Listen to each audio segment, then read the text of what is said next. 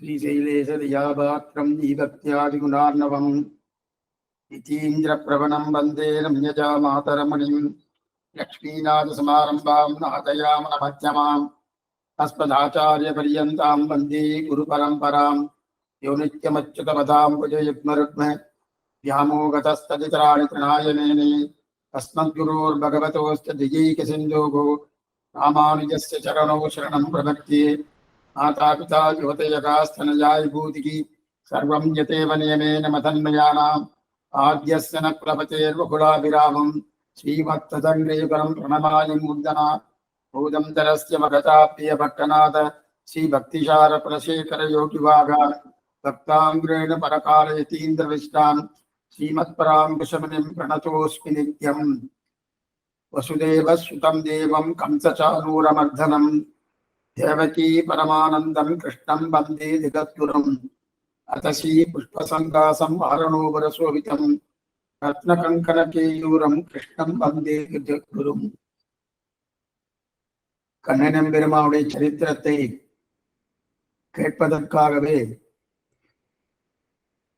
சுவாமி வியாச பகவான் ஸ்ரீமத் பாகவதம் என்கிற ஆச்சரியமான கிரந்தத்தை அனுகிரகித்தார். அது 12 ஸ்கந்தங்களோடு கூடியது. அதை சுக்கராச்சாரியர் பரீட்சித்து மகாராஜாவுக்கு உபதேசம் பண்ணுகிறார். பரீட்சித்து ஏதோ ஆபத்தில் இருக்க, அந்த ஆபத்திலே தனக்கு 7 நாட்களிலே பிராணம் போகப் போகிறது என்கிற சன்னிவேசம் ஏற்பட, அந்த சன்னிவேசத்திலே தான் தன் உயிரை மாய்த்துக் கொள்ள வேண்டும் என்கிற நிர்பந்தத்திற்கு ஆளாகின போது அங்கே பெரியவர் சுக்கராச்சாரியர் உள்ளே நுழைய, தேவரீர் தான் பகவான் போல வந்திருக்கிறீர், அடியனை கட்டாட்சித்தருள வேண்டும் என்று பிரார்த்திக்க, அந்த பிரார்த்தனைக்கிணங்க சுக்கராச்சாரியர் 7 நாட்களிலே ஸ்ரீமத் பாகவத புராணம் என்கிற கிரந்தத்தை அனுகிரகிக்கிறார் பரீட்சித்து மகாராஜாவுக்கு. அது மிகவும் பிரசித்தமாக சொல்லப்படுகிறது நம்முடைய சம்பிரதாயத்திலே, சனாதன தர்மத்திலே. அதை யார் வேண்டுமானும் 7 நாட்கள் என்ன, 70 நாட்கள் என்ன, 700 நாட்கள் என்ன, எத்தனை நாட்கள் வேணாலும் பாகவத புராணத்தை வாசிக்கலாம், தெரிந்து கொள்ளலாம், அனுபவிக்கலாம். கண்ணன் பெருமாவுடைய சேட்டிதங்களை பூர்ணமாக தெரிந்து கொள்ளலாம். இதெல்லாம் சொல்லப்பட்டிருக்கு. அது அனுபவத்துக்குத்தான். ஆனா அந்த அனுபவம் இருக்க செய்தே, அந்த அனுபவத்திலே 6வது ஸ்கந்தத்திலே நாமசங்கீர்த்தனத்துடைய மகிமை பற்றி சொல்லிக் கொண்டு வருகிறார். அஜாமிலன் சரித்திரம். அஜாமிலன் என்ற பிராமணோத்தமன், அவன் ஏதோ தீய காரியத்தில் ஈடுபட்டு தன்னுடைய மனைவியை துறந்து, தன்னுடைய மக்களை துறந்து, காட்டில் இருக்கக்கூடிய ஏதோ ஒரு தாசியிடத்தில் தன்னுடைய மனசை திணித்தி அவளுக்காகவே எல்லாம் பண்ணி கொண்டு இருந்தான். அதனாலே தப்பு வார்த்தைகள் என்ன, திருடர்கள் என்ன, அது மட்டுமல்லாமல் சாஸ்திர சம்மதம் இல்லாத காரியத்தை எல்லாம் செய்து கொண்டிருந்தான். இத்தனைக்கும் அவன் பிராமணோத்தமன், நன்கு வேதங்களை கற்றவன், சாஸ்திரம் நன்கு தெரிந்தவன். தெரிந்திருந்தும் தவறான காரியத்துக்கு போனான், அதிலே ஈடுபட்டிருந்தான். அவருடைய அந்திம காலம் வந்தது. அந்திம காலம் வந்தவுடனே உடனே யமபட்டர்கள், யமதூதர்கள் அவனை நரகப்பட்டணத்துக்கு அழைத்துக் கொண்டு போக வேண்டும் என்பதற்காகவே பாசக்கயிற்றை கையில் வைத்துக் கொண்டு அவனுடைய தலையிலை வீசுவதற்காக வீச ஆரம்பித்தார்கள். அப்பொழுது அந்த சன்னிவேசத்தை பார்த்து அந்த அஜாமிலன் என்பவன், ஓ இப்படி வந்துருக்கே அப்படின்னு பயந்து போய் தன்னுடைய கடைசி புத்திரனாக இருக்கக்கூடிய நாராயணனை அழைத்தார். நாராயண நாராயண நாராயணன் கூப்பிட்டார். உடனே விஷ்ணு தூதர்கள் நம் பகவானுடைய பெயரை சொன்னார், நாம சங்கீர்த்தனம் பண்ணினார், நாம் போய் ரட்சிக்க வேண்டும். யமதூதர்கள் வந்து சமம் கொடுத்துருக்கா, நாம சங்கீர்த்தனம் பண்ண விடாம பண்றோம் அப்படின்னு நினைச்சுட்டு நேரா யமதூதர்கள் வந்து அந்த பாசக்கயிற்றை போட விடாமல் தடுத்து அங்கு வாக்குவாதம் நடக்கிறது. வாக்குவாதம் நடந்த உடனே அதற்கு மேற்கொண்டு இவர்கள் நாமசங்கீர்த்தனம் பண்ணினார்கள். அதனால இவன் நரகத்துக்கு போவதற்கு இவனுக்கு கிடையாது, நாங்கள் தான் அழைத்து கொண்டு போவன்னு பெரிய வாக்குவாதம் பண்ணிட்டு இருக்கான். இப்ப இவர் சொன்னார் இல்லையா, நாமசங்கீர்த்தனம்னு என்கிற ஒரு அர்த்தத்துல சொல்லல. அதே நேரத்துல தன்னுடைய பிள்ளையாக இருக்கக்கூடிய நாராயணனை கூப்பிட்டார். கூப்பிட்ட உடனே நாராயணன் வருவதற்கு சித்தமா இருக்க செய்து, அவன் வருவதற்கு முன்னாடியே பாசக்கயிற்றை போட்டு அவரை அழைத்துக் கொண்டு போக வேண்டும் என்கிற எண்ணத்தோடு இருக்கிற யமதூதர்களிடத்திலே விஷ்ணு தூதரை வாக்குவாதம் செய்தார்கள். சரி, இப்ப இந்த மாதிரியான ஒரு சன்னிவேஷத்துல கடைசி காலத்துல நாராயணன் கூப்பிட்டா எல்லாமே போயிடுமா அப்படின்னு தெரிவிக்கிறார். ஆனா சாமான்யமாக நம்முடைய நாம சங்கீர்த்தம் என்பது வியாதி பயமோ குழந்தை இல்லையோ எதுக்கு வேணுமானும் நாம சங்கீர்த்தனம் பண்ணலாம் சொல்லியிருக்கு. ஆனால் நமக்கு நாம சங்கீர்த்தனம் என்பது எல்லா காரியத்தையும் பண்ணாலும் அந்த நாம சங்கீர்த்தனம் மற்ற காரியத்துக்காக பண்ணாமல் பகவானுடைய நாமத்தை சொல்லுவதே பிரயோஜனம் என்கிற எண்ணத்தோடு சொன்னால் அது மிகவும் சேஷம் என்று நம்ம பூர்வாச்சாரம் தெரிவிக்கிறார். இதுக்கு ஒரு திருஷ்டாந்தம் கடந்த காலக்ஷேத்தில நம்ம பார்த்தோம். என்ன திருஷ்டாந்தம் என்றால், ஒரு மாணிக்கம் கடல்ல விழுந்துவிட்டு அந்த மாணிக்கத்தை மீன் சாப்பிட்டது. அது மீனுடைய வயிற்றுக்குள்ள போயிடுத்து. அந்த மீனை சம்பளவன் பிடித்தான். அந்த மீனை அறுக்கும்போது அதுக்குள்ள ஏதோ பளிங்கு கல் போல மினி மினி மினி மினின்னு ஒரு ஜுவாலை தெரிஞ்சது. இது என்னமோ தெரியல அப்படின்னு சொல்லிட்டு இதை கொண்டு போய் வியாபாரியிட்ட கொடுக்கலாம், அவர் ஏதாவது காசு கொடுப்பார் என்கிற எண்ணத்தோட வியாபாரத்தை கொண்டு போனான். அந்த வியாபாரி அதை நன்னா இந்த பக்கம் அந்த பக்கம் 4 பக்கம் திருப்பி திருப்பி பார்த்து, இது உயர்ந்த மாணிக்கக்கல், இது குறைஞ்சபட்சம் 2 கோடியாவது போகும் என்பது வியாபாரிக்கு தெரிந்து கொண்டான். தெரிந்தாலும் இந்த செம்படவனுக்கு அந்த 2 கோடி கொடுப்பதில் அவனுக்கு விருப்பம் இல்லை. ஏன்னா செம்பவுடைய நிலை என்ன, அன்றைய தினத்துக்கு சாப்பாட்டுக்கு ஏதாவது கிடைச்சா போறோம். தெரிஞ்ச உடனே அந்த செம்படவனை பார்த்து அந்த வியாபாரி கேட்கிறான், உனக்கு இந்த கல்லுக்கு என்ன வேணும்னு கேட்கிறான். எனக்கு என்ன சுவாமி, ஒரு 50 ரூபாய் இருந்தா போறோம், இன்னைக்கு சாப்பாடு கிடைச்சா போறோம்னா. உடனே 50 ரூபாய் கொடுத்தான். அந்த மாணிக்க கல்லை பெற்றிருந்தான். அப்ப எடுத்துக்கொண்டு நல்லா பட்டை தீட்டி தீட்டி தீட்டி தீட்டி அது இந்த பக்கம் பார்த்தா சிகப்பா தெரியுது, அந்த பக்கம் பார்த்தா பச்சையா தெரியுது, இன்னொரு பக்கம் பார்த்தா மஞ்சளா தெரியுது, இன்னொரு பக்கம் பார்த்தா கருநீர வர்ணமா தெரியுது. இந்த மாதிரி நிறைய தீட்டி தீட்டி அதை கொண்டு போய் ராஜா, அந்த ஊர் ராஜாட்ட போய் கொடுத்தான். ராஜன்னு, நான் வெவ்வேறு ஊருக்கு போய் உமக்காக இந்த மாணிக்கக்கல்லை வாங்கி கொண்டு வந்திருக்கிறேன் அப்படின்னு உயர்த்தியான கல் என்று சொல்ல, அந்த கல்லை நன்றாக பார்த்து, நன்னா இருக்கே, எவ்வளவுன்னு கேட்க, 2 கோடி ரூபாய் என்று சொன்னான். உடனே 2 கோடி ரூபாய் கொடுத்து ராஜா அந்த மாணிக்கக்கல்லை பெற்றான். பெற்ற உடனே அந்த ராஜா பக்கத்து தேச ராஜாவுக்கு 3 கோடி ரூபாய்க்கு விற்பாரானா விற்கலை. அந்த ராஜா அந்த மாணிக்கக்கல்லை கல்லாலே அட்டிகை பண்ணி தன்னுடைய ராணியாக இருக்கக்கூடிய தன்னுடைய தர்மபத்தினைக்கு போட்டு அழகு பார்த்தான். இது நடந்தது. இப்ப இந்த மாணிக்க கல்லே 3 கை மாறி இருக்கு. 3 கை. அந்த ராஜா மற்றவருக்கு விற்கவே இல்லை, தானே வந்து அழகு பார்த்தானோ. 3 கை மாறி இருக்கு. அதாவது ஒண்ணு சம்பளத்துல இருந்து நேரா வியாபாரிக்கு வந்துச்சு. அப்ப சம்பளத்துல 5 ரூபாய்க்கு மாறிடுச்சு. வியாபார இடத்துல 2 கோடி ரூபாய்க்கு மாறிடுச்சு. 3வது கை மாறவே இல்லை. அரசன் தானே தன்னுடைய மனைவிக்கு 2 கோடி விலை போகணும்னு தெரிஞ்சாலும் ஆனே அதை எடுத்து போட்டு அந்த மாணிக்கத்தை போலதான் பகவான். அந்த மாணிக்கத்தை போலதான் பகவான். அப்பனா கிடைக்கணும் என்பதற்காக இல்லை. பகவான், அதாவது நாம் மோட்சம் கிடைக்கணும் என்பதற்காக சொன்னோமா, அல்லது வியாதி போகணுன்றதுக்காக சொன்னோமா, அல்லது எனக்கு எதுவும் புத்திரபாக்கியம் என்றுக்காக சொல்றோமா, அல்லது சொல்லுக்காக சொன்னோமா, இதான் முக்கியம்.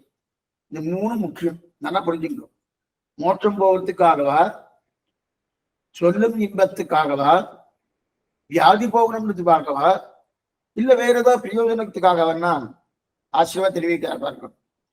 வியாதி தொலைன்றதுக்காக கிடைக்கணும் என்பதுக்காக சொன்னோம்னா அப்ப அந்த சம்படவன் 50 ரூபாய்க்கு வித்தா போல, அல்லது மோட்சம் போகணுன்றதுக்காக வித்தோம்னா அந்த வியாபாரி ராஜாவிடத்துல 2 கோடிக்கு வித்தா போல. ஆனா அது சொல்லும் இன்பத்திற்காக சொன்னோம்னா ராஜா தன் மனைவிக்கு அடிகை போட்டுக்கொண்டு பூர்ணமாக அந்த ஆனந்தத்தை பார்த்தானோ இது. ஆக எதுக்காக சொன்னேன்னா, நாம சொல்லும் இன்பத்துக்காக சொல்ல வேண்டிய ஒரு நாம சங்கீர்த்தனத்தை விலை பேசக்கூடாது. நாம சங்கீர்த்தனுக்கு இந்த அப்பனா அதனால பலன் இல்லையா? பலன் கட்டாயம் உண்டு. பலனை உத்தேசித்து நாம சங்கீர்த்தனம் பண்றவற்ற தேவையே கிடையாது. அப்படினால் நான் கொஞ்சம் வறுமையில இருக்கேன், வறுமையில இருக்கச்சு எனக்கு பணம் காசு தேவை. அப்ப அந்த நாம சங்கீர்த்தனம் பணம் காசு கொடுக்குமா? கொடுக்கும். அதைத்தானே சுவாமி நான் பண்ணேன். பணம் காசு வேணும் என்பதற்காக நாம சங்கீர்த்தனம் பண்ணினேன். இது தவறானா? அப்ப பணம் காசு வேணும்ன்றது நாம சங்கீர்த்தனம் பண்ணினியானால் 50 ரூபாய் வித்தா போல சம்பளவன். அது எவ்வளவு கேவலம். சரி சுவாமி, மோட்சத்துக்கு தான் போயிட்டு இருக்கேன், மோட்சம் தான் எனக்கு வேணாம். இருந்தருமா ஞானத்தில் இனிப்பிறவி ஆண் வேண்டேன், இனி இந்த லோகத்துல எனக்கு ஜன்மா வேண்டாம், அனுபவத்தினுடைய பிரீத்திக்காக கைங்கரி பண்ணணும், அதற்காக அவனுடைய திருமணி பற்றி கொண்டு அவனுடைய ஆனந்தத்துக்காக அங்கேயே போலான் இருக்கேன் அப்படின்றதுக்காக மோட்சானத்துக்காக இந்த நாம சங்கீர்த்தனை பண்ணினேன். அதுவும் தவறான தவறுதான். என்ன தவறு சொன்னேன்? 2 கோடி ரூபாய் வித்தது, 2 கோடி ரூபாய் வித்தானோ வியாபாரி, அந்த தவறு. அதே அந்த ராஜா அதை இன்னும் நன்னா பட்டத்திட்டு பக்கத்து தேச ராஜாவுக்கு 4 கோடி வித்திருக்கலாமோ? விற்கலையே. அவர் என்ன பண்ணார்? அந்த மாணிக்கத்தை தானே அனுபவித்தார் இல்லையா? தானே தன்னுடைய மனைவிக்கு போட்டு அட்டிகை போட்டு அனுபவித்தார் இல்லையா? அந்த நிலைதான் ஒவ்வொருத்தருக்கும் இருக்கணும். அப்பதான் எனக்கு எப்படி பணம் காசு வரும், அதுக்கு மேற்கொண்டு எனக்கு சந்தான பிராப்தி என்னமா கிடைக்கும், உத்தியோக பிராப்தி. அழுகிற குழந்தைதான் பால் குடிக்கணும். இந்த பழமொழி அடிக்கணும்னு சொல்லியிருப்பா இல்லையா? அழுகிற குழந்தைதான் பால் குடிக்கும். அப்ப எனக்கு நான் கேட்கணும், கேட்டா தானே தெரியும்னா. குச்சேலன் கேட்டாரா? ஒரு வார்த்தை கேட்கல, ஒரு வார்த்தை கேட்கல. அது மட்டும் இல்ல, பகவான் கண்ணன் பெருமான பார்த்துட்டு வந்து நல்ல வேலை கேட்காம இருந்தனே, நம்முடைய நட்பை கொச்சைப்படுத்தாத ஒரு நிலைக்கு வந்துட்டேனே அப்படின்னு ஆனந்தப்பட்டார். ஆனா வீட்டுக்கு வரத்துக்குள்ள பெரிய மாளிகை என்ன, கூட கோபுரங்கள் என்ன, எல்லாமே நமக்கு எல்லாமே தெரியும். பகவானுக்கு தெரியாதது எதுவுமே கிடையாது. ஆனாலும் நாம என்ன நினைக்கிறோம்? நாம கேட்டாதான் கொடுப்பாங்க. அப்ப நாம சங்கீர்த்தன் என்பது எதற்காகனா சொல்லும் இன்பத்துக்காக. விஸ்வம் விஸ்வம் வசக்காரகா பூதபவ்ய பகவத் பிரபு. சகசிரநாம பாராயணம் ஆயிட்டு சுவாமி, நல்லா பண்ண சுவாமி, நாளைக்கு எனக்கு கிடைச்சிருமா அப்படின்னா வியாபாரம் பேசுறாங்க. 50 ரூபா வியாபாரம் பண்ணாங்க. அதனால சொல்லும் இன்பத்துக்காக சொல்லுமே தவிர, அப்ப சரி சரி சுவாமி, சொல்லும் இன்பத்துக்காக எனக்கு தடுக்கிறாய கேட்டாங்கன்னா அது யோசிப்பார். 2வது, கொடுக்க வேண்டியது தானா வந்துடும். நம்ம என்ன 2வது, நம்முடைய தகப்பனார் பேரை நம்ம சொல்லிடுறோம். நல்லா புரிஞ்சுக்கணும். தகப்பனாருடைய பேர் என்ன? சிவன் நாராயணன். அவர் பேரை சொல்றோம். தகப்பனாரா சுவாமின்னு சாஸ்திரமே சொல்றது. மாதா நாராயணகா, பிதா நாராயணகா, பிராதா நாராயணகா, சர்வம் சுகிருது நாராயணகான்னு சொல்லி சாஸ்திரமே சொல்றது. ஆழ்வாரும் சொல்லியிருக்கார், சேலே கண்ணியரும் பெரும் செல்வமும் நன்மக்களும் மேலா தாய் தந்தையும் அவரே அப்படின்னு தெரிவிக்கிறார் இல்லையா? நம்முடைய தாய் தந்தை பேரை சொல்லணும். அது சொல்லி அது சொல்றதுக்கு, சுவாமி எங்க அப்பா அம்மா பேரை சொல்றேன், கொஞ்சம் கூலி கொடுக்குறியா? எவ்வளவு கேவலமா இருப்பாரு. இப்படி அப்பா அம்மா பேரை சொல்றேன், கூடு கொடுக்குறியான்னு கேள்வி. அந்த மாதிரி இருக்காது. நியாயமா பாருங்க, அது நியாயமே கிடையாது. பகவான் இடத்துல போய் சில பேர் என்ன பண்ணுவா, பகவான் போய் அர்ச்சனை எல்லாம் பண்ணுவா. அர்ச்சனை பண்றா இல்லையா? அர்ச்சனை பண்றதே பேசாம இருக்கணும். அங்க போய் அர்ச்சனை பண்றாங்கன்னா அவர் சங்கல்பம் பண்ணுவார், சங்கோத்திரம் என்ன சூத்திரம் எல்லாம் கேட்டு அர்ச்சனை பண்ணுவா. பேசாம இருக்கணும். அப்பதான் என்ன தெரியுமா ஆகும்? இருக்கிற ஊர் வம்பல்லாம் அப்பதான் பேசுவோம். பக்கத்து வீட்டுக்காரர் என்ன பண்ணார், எய்த்து வீட்டுக்காரர் என்ன பண்ணார், அந்த பந்துக்குள்ள என்ன பண்ணான், இந்த பந்துக்குள்ள என்ன பண்ணான், இருக்கிற ஊர்வம். அது மட்டும் இல்ல, அர்ச்சனைக்கு கொண்டு போகக்கூடிய அந்த சாமான்கள் இருக்கிற வெத்தலை பாக்கு பழம் என்ன அதுக்கு மேற்கொண்டு முந்திரி திராட்சை என்ன போனோம்னா அதெல்லாம் முதல்லயே நம்ம எல்லாம் தயாரா வச்சுக்கணும். அங்க போன உடனே அது ஒரு பிளாஸ்டிக், அது உபயோகப்படுத்தக்கூடாது, அதுலயே வச்சு கச்ச கச்ச கச்சன்னு அதை போட்டு அதை கொண்டு போய் வச்சு அவர் எதிர்க்க அவர் முதல்ல கேட்பார். அர்ச்சகர் சுவாமி முதல்ல கேட்பார், ஏதாவது கொண்டு வந்து உபகாரம் ஏதாவது கொண்டு வந்துருக்கேன்னு கேட்பார். உபகாரம்னா பெருமாள் அர்ச்சக பராதீனகா அகிலாஸ்பத்தி தீகின்னு பேரு. அர்ச்சகர் வேற இல்ல, பகவான் வேற இல்ல. அர்ச்சகர் கேட்டாலே பகவான் கேட்கிறாருன்னு அர்த்தம். அப்ப அந்த மாதிரிலாம் கேட்பாரா சுவாமின்னா அவருக்கு இல்லாமையாலே கேட்கல. என்ன பண்ணுங்க, அவருக்கு இல்லாமையாலே கேட்கல. அவருக்கு என்னன்னா கேட்ட அளவுக்கு உனக்கு ஸ்ரத்தை இருக்கான்னு தெரிகிறார். அவருக்கு அவாப்த சமஸ்த காமன் அகிலேய பிரத்தினேகன் சமஸ்த கல்யாண குணாத்மகன்னு சாஸ்திரம் கோஷிக்கிறது. எல்லா ஆசைகளையும் பூர்த்தி அடைந்தவன் பகவான். நாம் கொடுத்து வாழக்கூடிய ஒரு நிலையில பகவான் இல்லை. அப்படி இருக்க செய்தே பஷ்பம் புலம் பத்திரம் தோயம் யோமே பிரத்யா பிரயட்சதி, ஏதாவது கொண்டுருக்க கேட்கிறா இல்லையா? கேட்ட உடனே நம்ம என்ன ஸ்ரத்தையோடு பண்ணோம். ஏன்னா அந்த ஸ்ரத்தையே இல்லாம இப்ப கேட்கறதுக்கு என்ன சொன்ன அர்த்தம்? அப்ப அவர் ஏதோ எதிர்பார்க்கிறாருன்னு அர்த்தம். ஒண்ணும் எதிர்பார்க்கல, என்னுடைய ஸ்ரத்தையை எதிர்பார்க்கிறாரு. நாம் அவர்கிட்ட அன்பு வச்சிருக்கோமா, காதல் வச்சிருக்கோமா, ஸ்ரத்தை இருக்கான்னு பாக்குறா இல்லையா?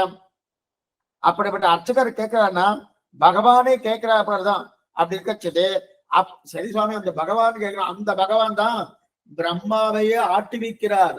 ஓ பிரம்மானம் விததாதி பூர்வம் யோமை வேதாந்தி ரகுனோதி தன்மமேகம் ஆத்மமுக்தி பிரகாசம் முமுட்சுவை சரணமகம் பிரபக்தின்னு தெரிவிக்கிறது சாஸ்திரம். அந்த பிரம்மாவை என்ன, சிவன் என்ன, குபேரன் என்ன, அத்தனை பேரும் பீஷாஸ்மா வாத்தப்பவது பீஷோதோதி சூரியகானன் அத்தனையும் ஆட்டி படைக்கிறார் இல்லையா? அவ்வளவு பெரியவர். அப்படி இருக்க செய்து அவர் ஏதோ கேட்கிறாருன்னா நம்ம இடத்துல ஸ்ரத்தை இருக்கான்னு கேட்குறதா?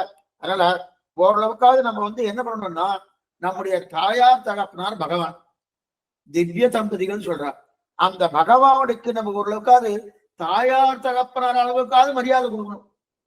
அவர்கிட்ட போய் இதை கொடுக்கட்டுமா, இது சொல்லட்டுமா, நான் இதை பண்றேன் நீ எனக்கு அதை பண்றியா அப்படின்னு வியாபாரம் பேச சொல்லணும். அது தேவையில்லை, அது தேவையே இல்லை. எதுக்கு சொல்ல அன்பும் பாசமும் இருக்கா, அதுதான் ரொம்ப முக்கியம். அப்ப அர்ச்சனை பண்ணும் போது அந்த நாமாவளி சொல்றாலும் ஓம் கேசவாயனமா நாராயணாயனமா சொல்லிட்டு வரணும். அந்த எந்தெந்த திவ்ய தேசத்துல அர்ச்சனை பண்றாலோ அந்த திவ்ய தேசத்துடைய மகிமை என்ன, அந்த திவ்ய தேசத்துடைய வைபவம் என்ன, அதெல்லாம் அந்த அர்ச்சனையில வரும். நாம அப்பதான் ஊர் வம்புலாம் பேசுவோம். என்னென்ன வம்புகள் உண்டு அது முதல்ல அதை தவிர்க்கணும்.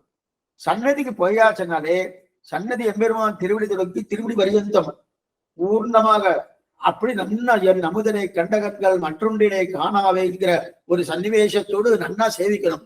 நீலமேனி ஐயோ நிறகொண்டது என் நெஞ்சினையே அப்படின்னு தெரிவிக்கிறாங்க ஆழ்வார். அந்த நாள் இருக்கணும். ஆக அந்த கோயிலுடைய தலப்புராணம் என்ன, அங்க இருக்கக்கூடிய எதிர் கொஞ்சக்கூடிய அந்த சுற்று வட்டாரங்கள்னா இதெல்லாம் சொல்லுவா. இதெல்லாம் அந்த அர்ச்சனை பண்ணச்சு அதெல்லாம் வரும். அதெல்லாம் நம்ம பண்ணணும் போனோம். எதுக்கு சொல்ல வந்தோம்னா நாம சங்கீர்த்தனம் என்பது நம்ம ஆனந்தக்காக அவனுடைய ஆனந்தத்திற்காக கொஞ்சம் நல்லா புரிஞ்சுக்கணும். நாவலில் படனை வைத்து கடிதன்னை கரக்கப்பாய்ந்து நாவலில் துடிதரு கொண்டோம் நமந்தம தலைகள் மீதே மூல குண்டு விந்தன் முதல்வா நின்னாமம் கற்ற உன்னுடைய நாமத்தை கற்றபடியாலே யமபடர்களுடைய சில காலை வைப்பேன் தெரிவிக்கிறார கொண்டபடியாழ்வார். அப்ப நாமசங்கி அவநாமத்துக்காக அவன் ஆனந்தத்துக்காக இருக்கச்சுக வியாபாரம் பேசுவதற்கோ இல்ல சுவாமி இதை கொடுத்துருக்க அதை கொடுக்குறியா தேகினி ததாமி தே சாஸ்திரம் சொல்லும். சாஸ்திரத்துல இதை பண்ணா நீ சாஸ்திரம் இது கொடுக்குறதுன்னு இருக்கு.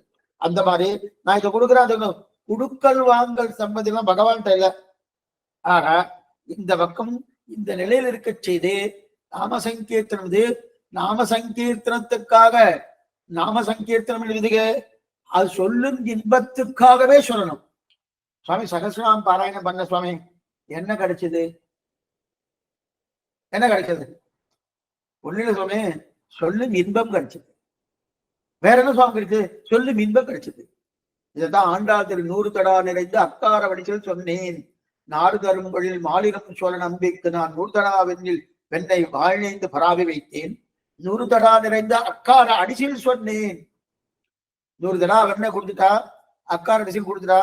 அழகரம் பெருமான் கேட்கிறா அண்டாளை பார்த்து, அண்டாள் நான் சாப்பிட்டேன், அடுத்தது என்ன வேணும்னா மறுபடியும் 100 கொண்டு வர அதை சாப்பிடுங்க.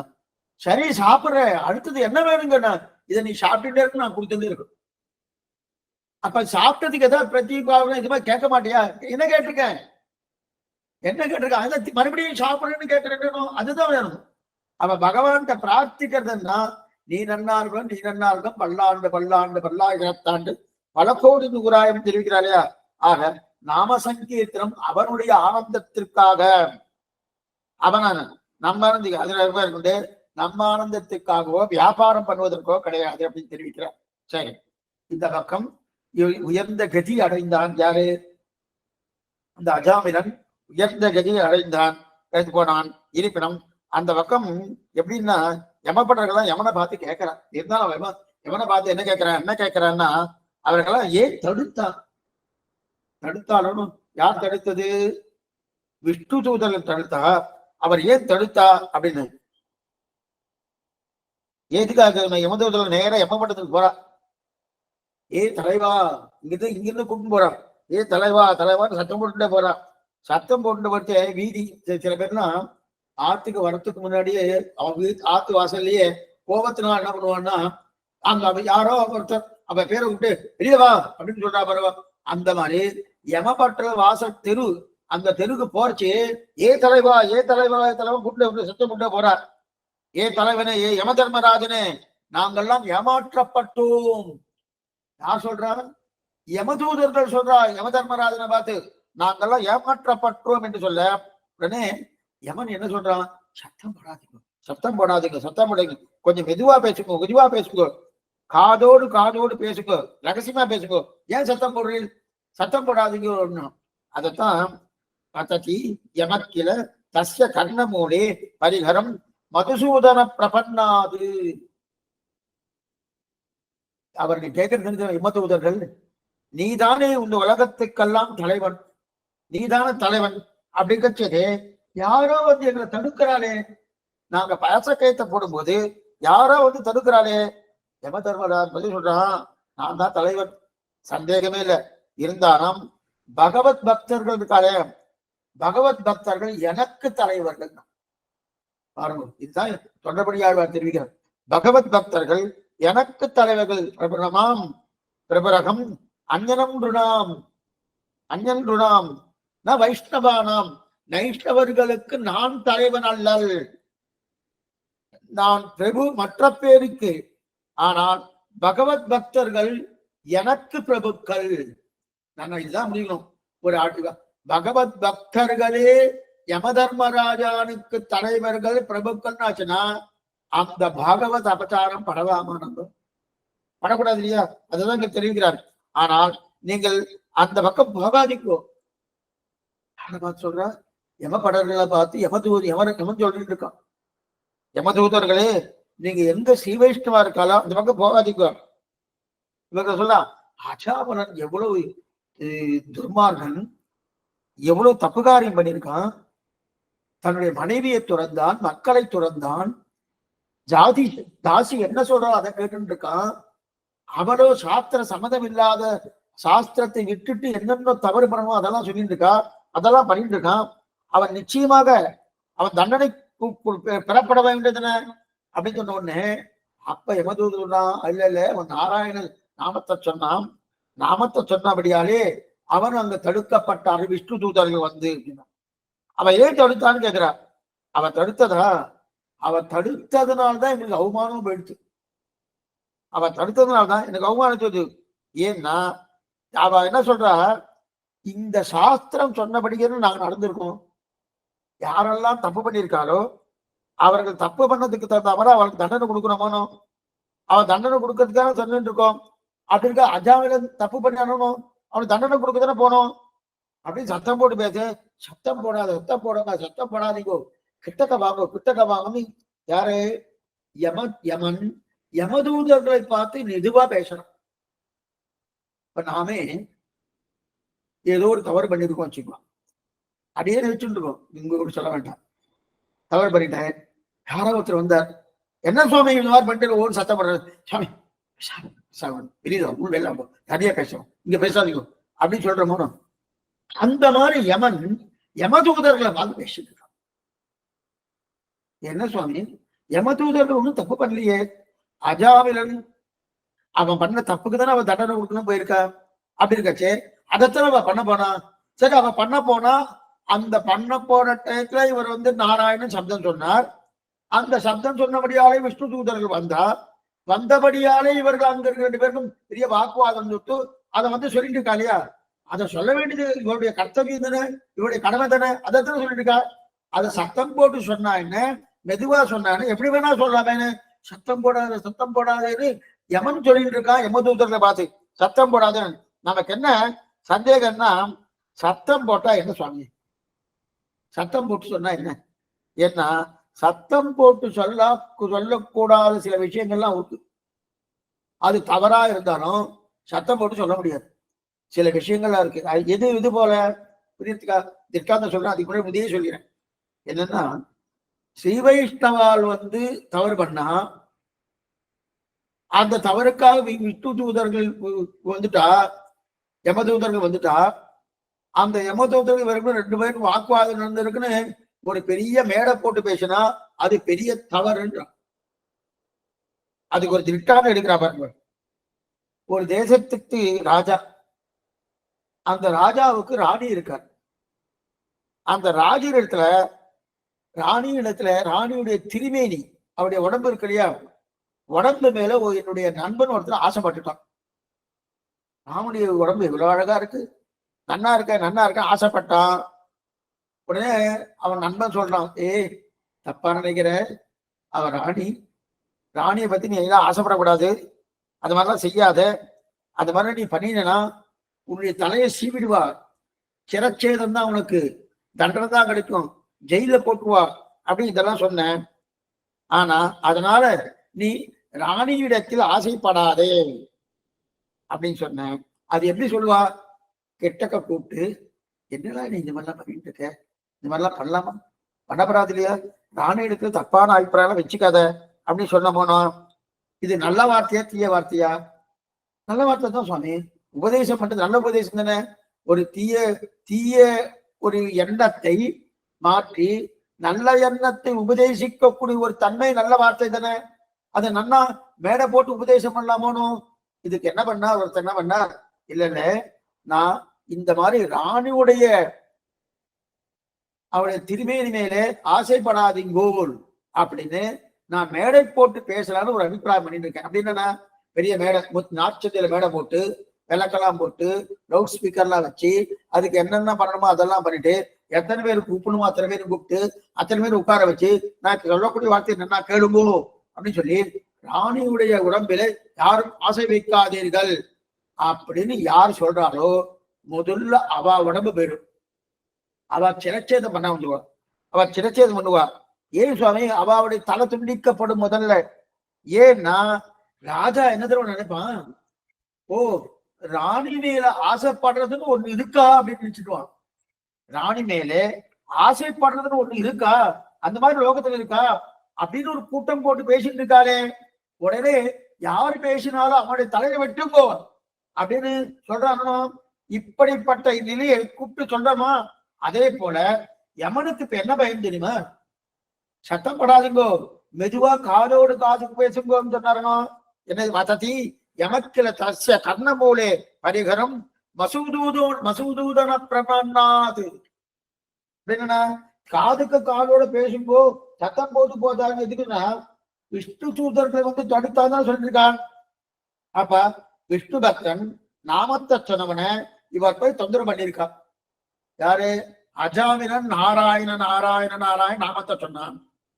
சொன்ன உடனே யார் போய் தொந்தரவு பண்ணது, யமதூதர்களை தொந்தரவு பண்ணியிருக்கா.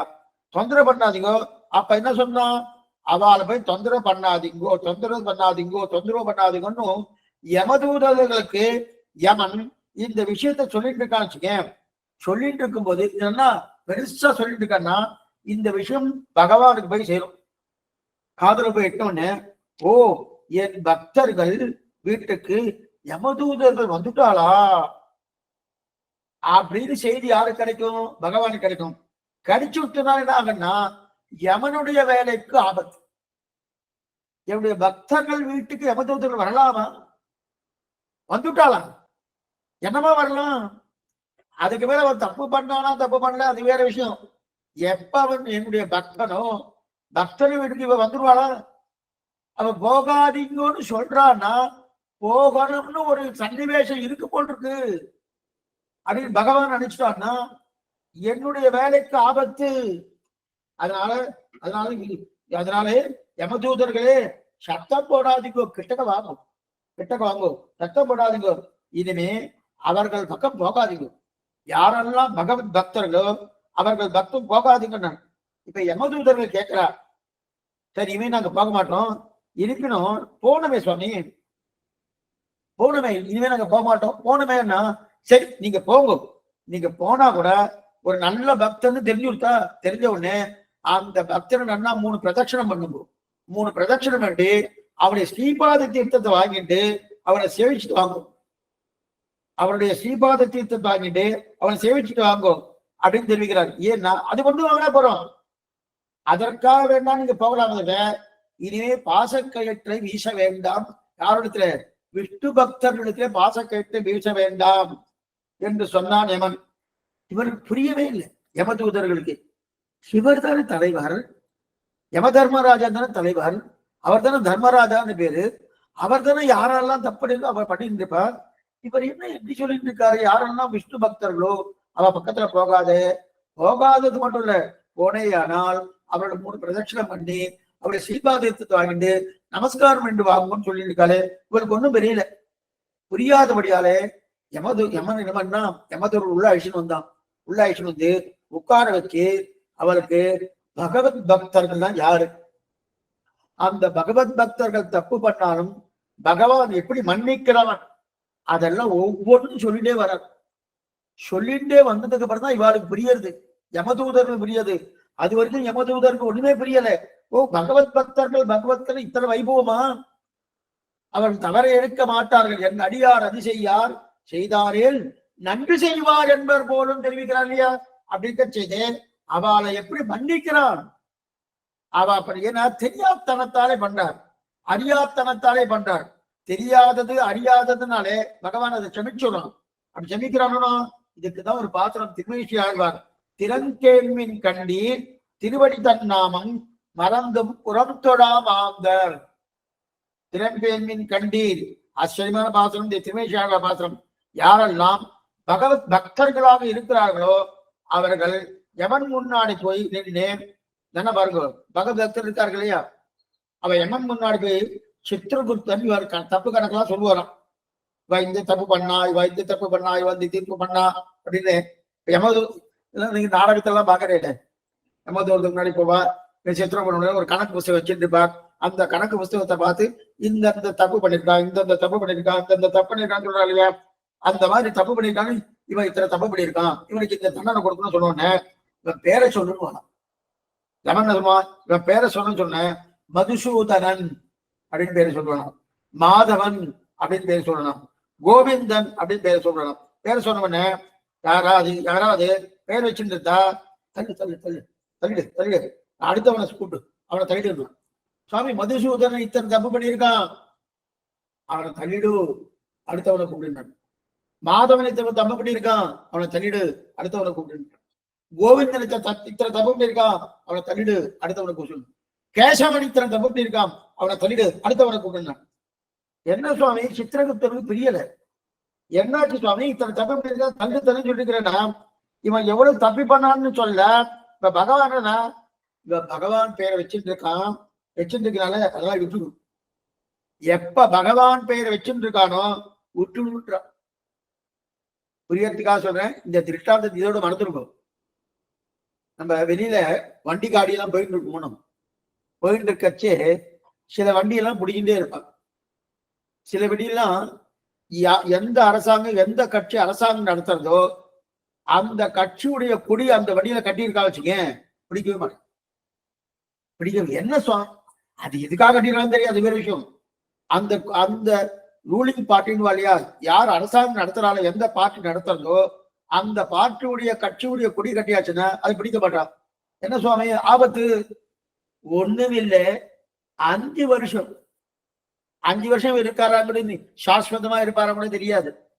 மக்களால் தேர்ந்தெடுக்கப்பட்டது அப்படின்னு சொல்லிட்டு இருக்கோம்.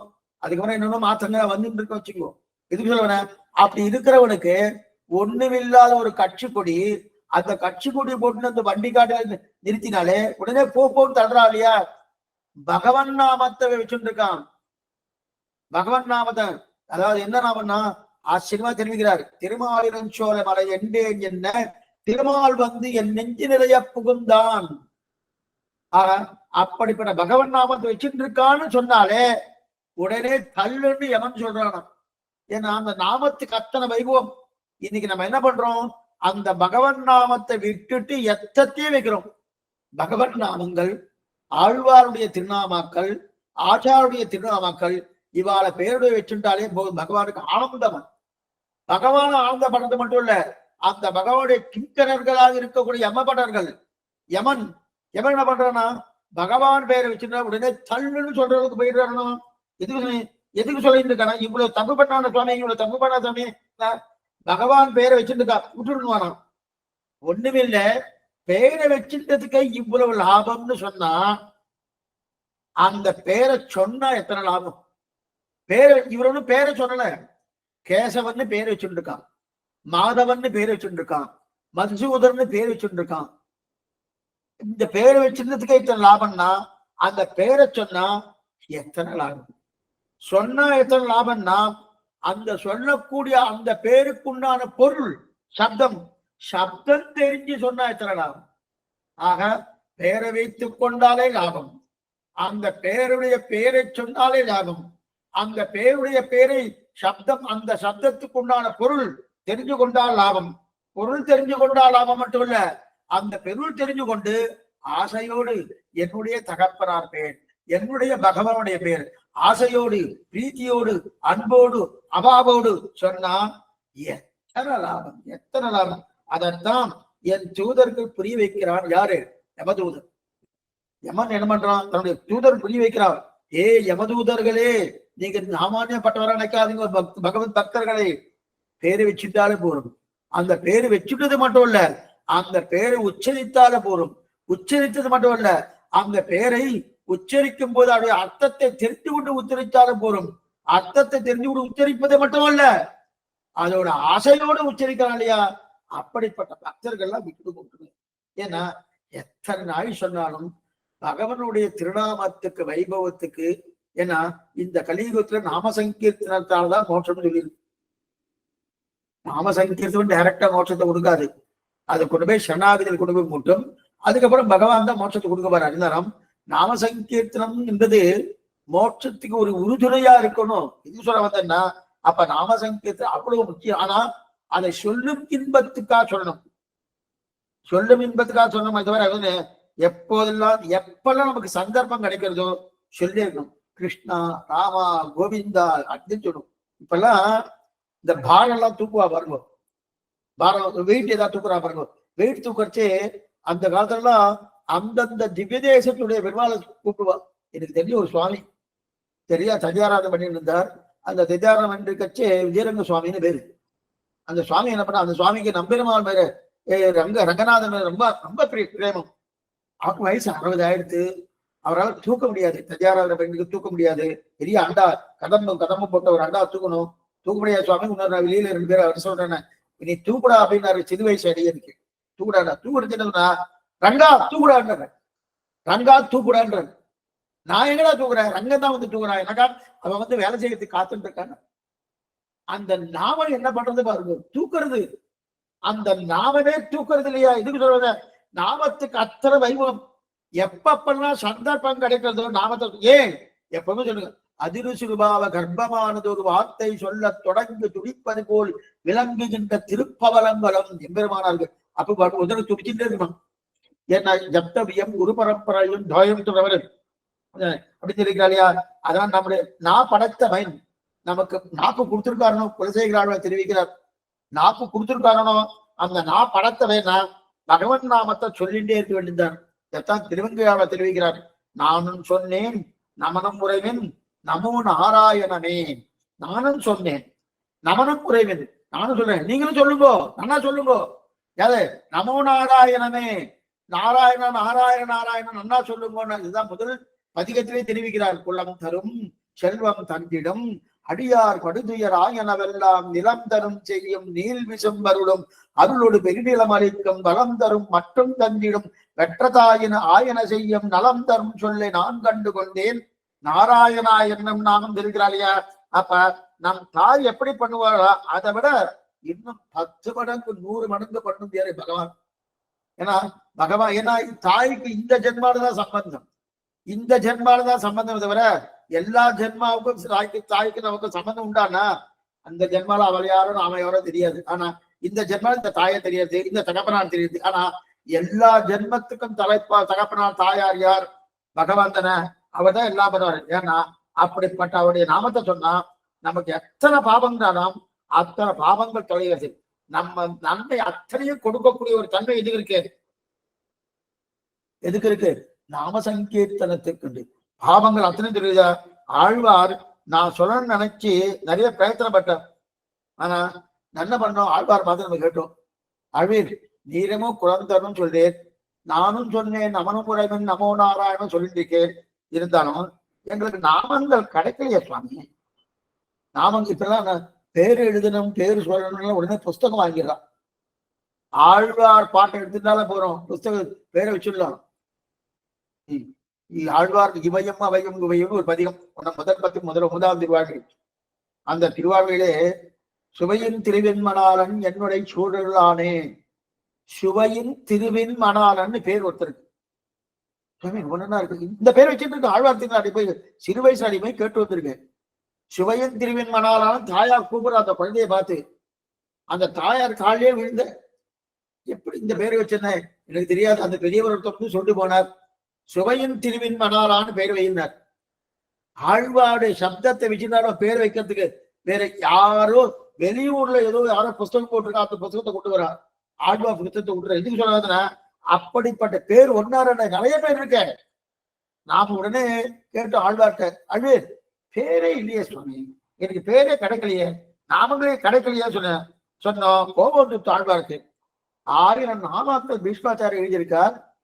4000 திவ்யப்பிரபந்தன 4000 நாமங்கள் இருக்கு.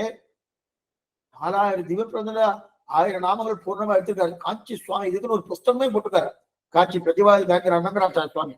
அந்த புஸ்தகத்தான் வாங்கி நம்ம படிக்கணுமே தவிர தேவையில்லாத யாரோ எங்கேயும் போட்டிருக்காரு. சம்பிரதாயத்துக்கு வாழ்க்கை சம்பந்தம் இல்லாத போட்டுலாம் புத்தகங்களா வாங்க வேண்டாம் அவசியமே கிடையாது. இதுக்கு சொல்ல வந்தேன்.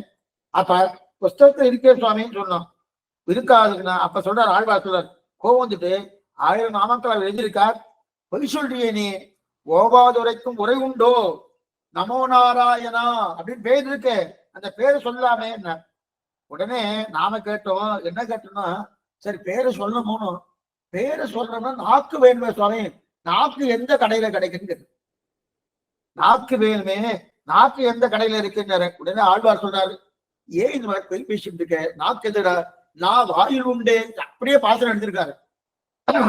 ஓவாதரைக்கும் உரை உண்டே நமோ நாராயண ஆழ்வார் பாட்டு. நான் வாயில் உண்டே, நான் வாயில் உண்டே, நாக்க கடையில தேடாதான் வாய்ப்புள்ள தேடுனாரு. சரி சுவாமி நீ வாக்கும் நாக்கும் இருக்கு சகசநாமமும் இருக்குன்னு சொல்லிட்டு நேரமே கிடைக்கலையா சுவாமி. இன்னைக்கு இது பெரிய வம்பு. இன்னைக்கு என்ன வம்புன்னா சுவாமி டயமே இல்லை சுவாமி. காத்தால எழுந்ததுல இருந்து ராத்திரி படுக்கிற வரைக்கும் கொஞ்ச நேரம் கூட டைமே இல்லை, பொழுதே இல்லையே அப்படின்னா ஒரு கோவந்து ஆழ்வாருக்கு. ஏத்தும் பொழுது உண்டே, ஏத்தும் பொழுது உண்டே, ஒண்ணுமே இல்லை. நாமே நிச்சயமே ஏதோ காரியம் பண்ணிட்டு இருக்க போனோம். அந்த காரியம் பண்ணக்கூடிய ஒரு விஷயத்த ஒரு பட்டியல் போடணும். என்ன பட்டியல்னா, காத்தால நித்தியம் ஒரு 8 மணி நேரம் தூங்குறோம். 6 மணி நேரம் தூங்கினாலே போறோம். 8 மணி நேரம் தூங்க அவசியமே கிடையாது. அறையெல்லாம் 6 மணி நேரம் தான் தூங்குறேன், 8 மணி நேரம் தூங்குறேன். இருந்தாலும் இருக்கட்டும், சில பேருக்கு அந்த பழக்கம் வந்துடுத்து. 8 மணி நேரம் தூங்குறா வச்சுங்க, 8 மணி நேரம் தூங்குறா, மறுபடியும் 8 மணி நேரம் வேலைக்கு போறா. அதுக்கப்புறம் என்ன, 1 மணி நேரம் போயிட்டு வர. அதுக்கப்புறம் நம்ம நித்திய கர்மாக்கெல்லாம் மழை ஜலம் கழிக்கிறது குளிக்கிறது இதுக்கெல்லாம் ஒரு 1 மணி நேரம் வச்சுனா கூட, சாப்பிட 1 மணி நேரம் வச்சுக்கிறோம். மிச்சம் கிட்டத்தட்ட 2 மணி நேரம் 3 மணி நேரம் மிச்சம் இருக்கும். அந்த 2-3 மணி நேரத்துக்கு என்ன பண்ணினோம்னு ஒரு கணக்கே தெரியாது.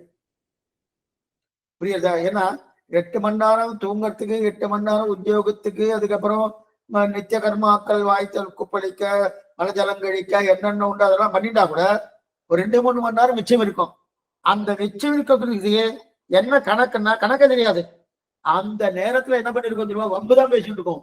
இந்த வீட்டு வம்பு, அந்த வீட்டு வம்பு, அசல் வீட்டு வம்பு, தேவையில்லாத அதுவும் முக்கியமா ஸ்ரீ வைஷ்ணவா இதை நன்னா தெரியணும். தேவையில்லாம் பாகவதால பத்தி கோவில் சொல்றது கூடாது. முதல்ல அவர் தவறே இழைத்திருந்தாலும் அவரை பத்தி அந்த தவறு பண்ணினார்னு நமக்கு சொல்ல முடியுமான சொல்லவே கூடாது. ஸ்ரீவச்சன மன்னா எடுத்திருக்காரு தான் திரிலோகாச்சாரியர். தவறே சொல்லக்கூடாது. அது பெரிய அபச்சாரம். பாகவத் அபச்சாரம் இருக்கு, அப்படிப்பட்ட அபச்சாரம் சொல்லப்படாது. ஆனா அந்த வம்பெல்லாம் சொல்லிட்டு இருக்க போனோம். அந்த வம்பப்பட நாளுல பொருள் இருக்கு, பொருளுக்கா ஆக பொழுது இல்லைன்னு சொல்லாதே, இல்லைன்னு சொல்லாதே. அதே போல நாக்கு இல்லைன்னு சொல்லாதே, நாமங்கள் இல்லைன்னு சொல்லாதே. என்ன இல்லை? ஈடுபாடு இல்லை, ஸ்ரத்தை இல்லை, அவ்வளவுதான தவிர மற்றதெல்லாம் நன்னா இருக்கு. இதெல்லாம் சொல்றதுக்கு உண்டான ஸ்ரத்தை இருந்துட்டு வச்சுக்கேன். ஸ்ரத்தை இருந்தா நன்னாவே சொல்லுவோம். ஸ்ரத்தையே இல்லையே, ஸ்ரத்தை வேற முக்கியமே இருக்கணும். ஆக இதெல்லாம் சொல்லாதுன்னு தெரிவிக்கிறார் இல்லையா? ஆக ஆசை இருந்தா போறோம். ஆசையுடையோர்க்கெல்லாம் ஆடி அறிந்தால் கூர்ந்திருக்கிற ஆசை இருந்தால் அப்ப நாமத்தை நேற்றத்தை அஜாமிலன் சரித்திரத்தின் நன்னா தெரிஞ்சுக்கலாம். அஜாமிலன் சரித்திரம் இல்லையா? அந்த சரித்திரத்தின் நன்னா தெரிஞ்சுக்கலாம்னு தெரிவிக்கிறார். ஆக நாம சங்கீர்த்தத்துடைய வைபவமாக இருக்கக்கூடிய அஜாமிலன் சரித்திரம் இதோடு முடிஞ்சிருச்சு. இப்ப இதோடு 6வது ஸ்கந்தம் முடிஞ்சிருச்சு. மேலே இதிலே மேலே தக்ஷ ஜன்மாவை பத்தி, அதாவது மேற்கொண்டு விருத்தாசுரன் ஜெயிக்கப்பட்டது, அதெல்லாம் இப்படிலாம் பார்த்தோம். அதுக்கு மேல 6வது ஸ்கந்தம் முடிஞ்சிருச்சு. இப்ப நம்ம பார்க்க வேண்டியது 7வது ஸ்கந்தம். 7வது ஸ்கந்தம் பார்க்கணும். ஆக 6வது ஸ்கந்தத்துல பிரதானமாக அஜாமிலன் சரித்திரம், நாம சங்கீர்த்தன வைபவம், அதோட வைபவத்தை பார்க்கணும். இப்ப 7வது முதல்ல தொடக்கத்துல ஜெய விஜயா அவளுக்கு சனத்குமாரர்களாலே சாபம் ஏற்பட்டது. அந்த சாபத்தால் என்ன பண்ணா? அவன் ரெட்டையா பறக்கிறான்னு நம்ம பார்த்துருக்கோம் முன்னாடியே. ரெட்டையா 3 ரெட்டையா பறக்கிறான். இவன் என்ன பண்ணா? சனத்குமாரர்கள் காரிய வைகுண்டம்னு ஒண்ணு இருக்கு, விஷ்ணு லோகம்னு சொல்றான். அந்த விஷ்ணு லோகத்துக்கு ஸ்ரீவைகுண்டம் இல்லை. ஏன்னா யாராதான் ஸ்ரீவைகுண்டம் போனவா திரும்ப மாட்டான். நசபனராவத்தின்னு அந்த காரிய வைகுண்டத்துக்கு போன போது அங்கு இருக்கக்கூடிய ஜெயவிஜயாலாம் தடுத்தா.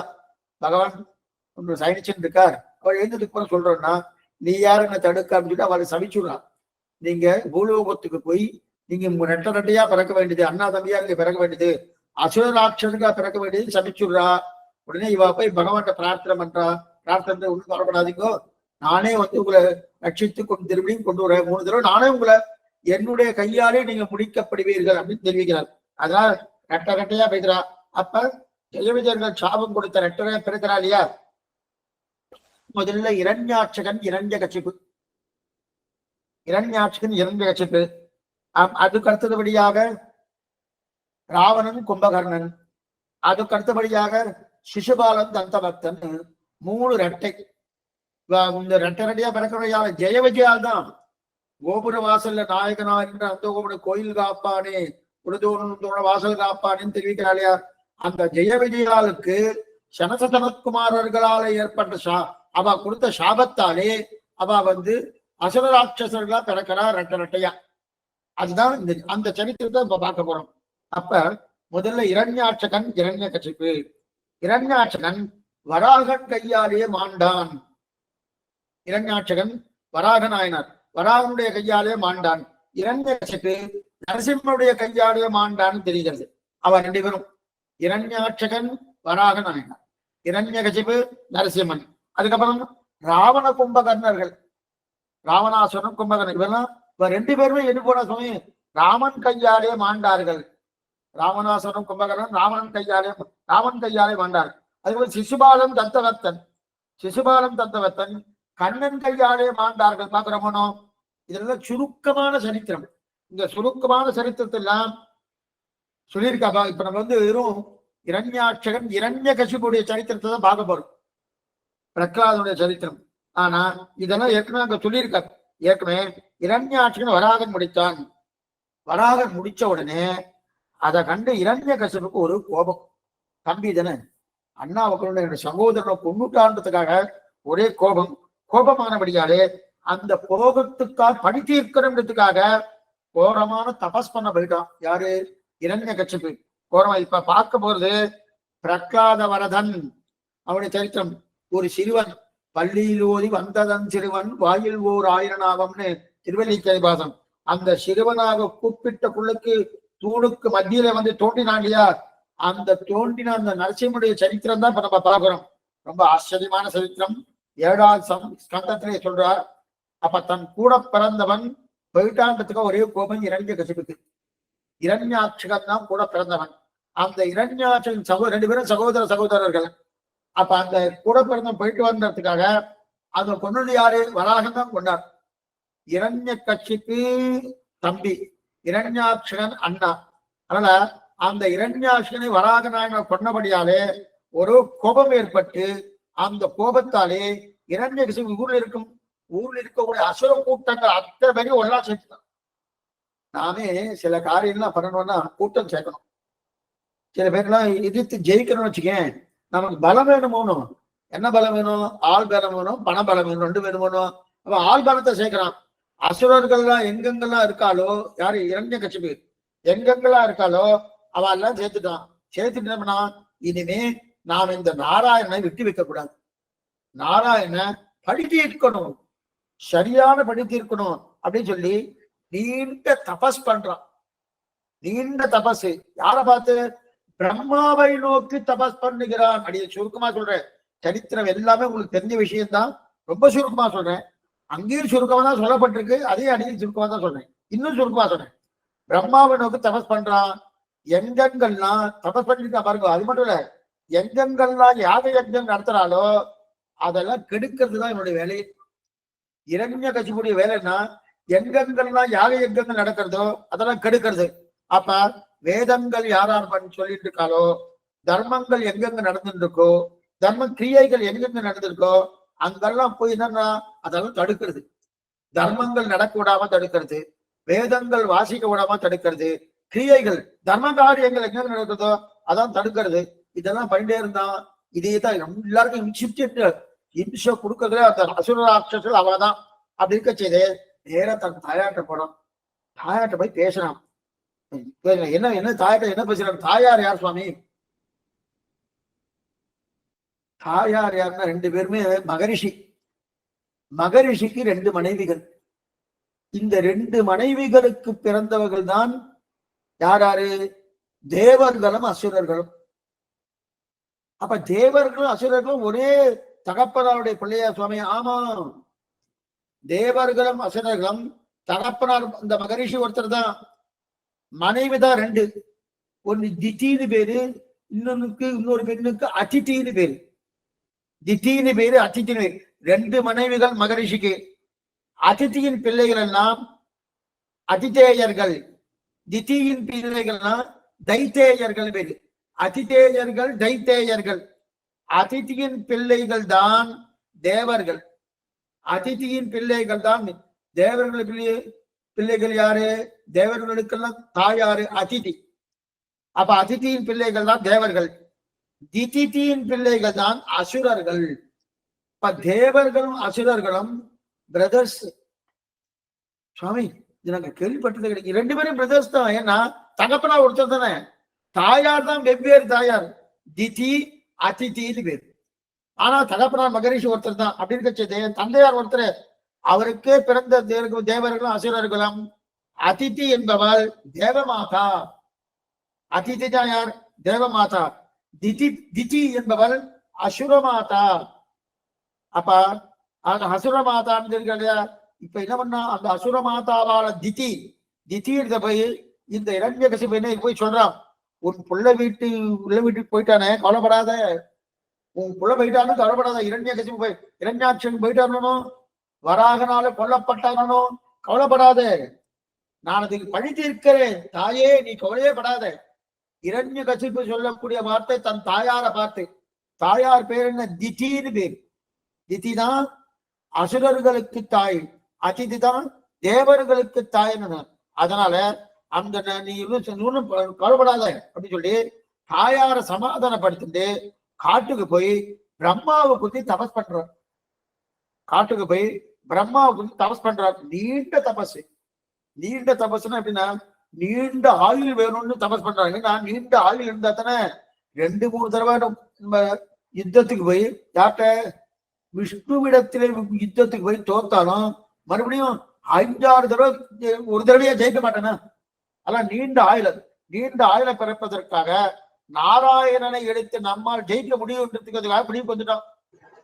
ஏன்னா நிறைய ஆயுள் இருந்தாதான் ஜெயிக்க முடியும். முடிவுக்கு வந்து என்ன பண்றான், உடனே என்ன பண்றான், நமக்கு இதுக்காக ஜெயிக்க முடியுன்றதுக்கு முடிவுக்கு வந்தான். உடனே யமதர்மராஜன் பாக்குறான், ஓ இவன் இந்த மாதிரி நீண்ட ஆயுள் கேட்டு இருக்கானே, இவன் நான் எப்படி நான் இழுத்துன்னு போறது, ஆசை கைத்தை கொண்டு இழுத்துன்னு போடணும், எப்படி இழுத்துன்னு போறதுக்கு? பிரம்மா வேற வரம் கொடுக்கறதுக்கு தயாரா இருக்கார். பிரம்மா அவர் தனம் கொடுக்கறதுக்கு தயாரா இருக்காரு. அந்த மாதிரி வரம் கொடுக்க தயாரா இருந்தா இவனுக்கு எப்படி தண்டனை கொடுக்கறது?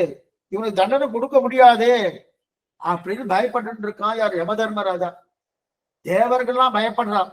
ஆனா கோர தபஸ், அபாரமான தபஸ் பண்ணிட்டு இருக்கான் இரண்யசிபு. தனக்கு நிகரில்லாத அரசனாகத்தான் இருக்க வேண்டும். தனக்கு நிகரில்லாத, தனக்கு சமமானவும் இருக்கப்படாது, தனக்கு மேம்பட்டவாறு இருக்கப்படாது அப்படின்றதுக்காக தான் என்ன பண்ணிருக்கான், நீண்ட ஆயுளை கோரிக்கொண்டு தபஸ் பண்ணிருக்கான். அதான் எப்படி இருக்கான், நல்ல அக்னி நமக்கே தான் இருக்கணும். அது மட்டும் இல்ல, எல்லா சக்தியும் நமக்கு தான் இருக்கணும், வேற யாருக்கு கூடாது. இது இத்தனை நினைச்சுட்டு பிரம்மாவத்துல போய் தபஸ் பண்ணிட்டு இருக்கான். இவன் பண்ணுற தபஸுக்கு கோர தபஸ். அந்த கோர தபஸ் தாங்க மாட்டாம தேவர்கள்லாம் சத்தியலோகம் போயிட்டான். சத்தியலோகம் போய் பிரம்மாவுடைய திருவிடையில விழுந்து என்ன கேட்கிறா, நீ இப்படியே தபஸ் பண்ணிட்டு இருக்கானே, எங்களால வாழ முடியாது போட்டுட்டு, பிரம்மாவே எங்களால் வாழ முடியாது போட்டு, நீர் தான் ரட்சிக்கணும் சொல்ல பிரம்மா பகவானை பிரார்த்திக்கிறார். அதாவது ஒரு பக்கம் பார்த்தா இரண்யகசிப்பு பிரம்மாவை நோக்கி தபஸ் பண்ணிட்டு இருக்கான். இன்னொரு பக்கம் பார்த்தா அந்த தபசு தாங்க மாட்டாம தேவர்கள் எல்லாம் பிரம்மாண்டத்துல பிரார்த்திக்கிறார். இப்ப இவருக்கு என்ன பண்ணணும்? தேவர்களை ரட்சிக்கணுமா, அல்லது இரண்யகசிப்பு தபஸ் பண்ணிட்டு இருக்கானு அந்த தபசுக்குண்டான அதுக்குண்டான பரிசு என்ன, வரம் கொடுக்கணுமோ, அந்த வரத்தை கொடுப்போமோ? இதே சுவாமி, வரம் கொடுக்காம பேசாம அந்த தேவர்களை ரட்சிக்கலாமோ, அது பண்ணலாமான்னு தெரியுமாண்ணா, எப்ப தபஸ் பண்ணினானோ வரத்தை கொடுத்துதான் ஆகணும். இது பிரம்மாவுக்கு உண்டான தன்மை கொஞ்சம் நல்லா புரிஞ்சுக்கணும். தபஸ் பண்ணாலே உடனே வரத்தை கொடுத்தாகணும். இப்ப என்ன பண்றது, வரத்தை கொடுத்தாச்சுன்னா தேவர்களுக்கு ஆபத்து, வரத்தை கொடுக்கலன்னா தான் எடுத்துக்கொண்ட பதவிக்கு ஆபத்து. அப்ப என்ன பண்றது தெரியல. ஆனா தேவர்கள் என்ன பண்ணா, பிரம்மாவோட காலில் வந்து விழுந்து இவ இப்படி தபஸ் பண்ணிருந்தா எங்களால வாழ முடியாது, நீர் தான் ரட்சிக்கணும் அப்படின்னு கேட்கிறா. பிரம்மா பகவான பிரார்த்திக்கிறார். பிரார்த்திக்கச்சு இவருக்கு என்ன பண்ணலாம், தேவர்களே ரட்சிக்கணும், அதே நேரத்தில் இவனுக்கும் வரம் கொடுக்கணும். ரெண்டுமே பண்ணிட்டார். தேவர்களை ரட்சிக்கக்கூடிய தன்மை பகவான் சமர்ப்பிச்சுட்டார், வரம் கொடுக்கக்கூடிய தன்மை தானே எடுத்து விட்டார். என்ன பாருங்க, வரம் கொடுக்கக்கூடிய தன்மை, ஏன்னா இவர் வரம் கொடுக்கிறவர் தானே. பிரம்மாவும் சிவனும் 2 பேரும் வரம் கொடுக்குறவா. பகவான் சாமானிய வரம் கொடுக்கறது ரொம்ப துர்லபம் தான், ரொம்ப துர்லபமா தான் வரம் கொடுப்பாரு ஸ்ரீமன் நாராயணன். நான் ஆனா ஒன்னா 2 வார்த்தை பேசியாச்சுன்னா உடனே இவளுக்கு உலகாங்கி அடைஞ்சிடுவான். உடனே இவருக்கு உடனே இந்த எடுத்துக்கோன்னு பிரம்மாவுக்கு வரம் கொடுத்து ஆபத்து வந்துடுத்து, சிவனுக்கும் வரம் கொடுத்து ஆபத்து வந்து திரும்பலாம் பார்த்துக்கணும். அதுக்கு வந்தா பகவான் மோகின் அவதாரம் எடுத்து அந்த சிவனையே காப்பாத்தி கொடுத்தாரு அப்படின்னு தெரியணும். அதே போல இங்க பிரம்மாவுக்கு ஆபத்து வந்துடுத்து. என்ன ஆபத்துன்னா, வரம் கொடுத்துட்டு என்ன கொடுத்தாரு, எப்படிப்பட்ட வரம் கொடுக்குறா பாருங்க.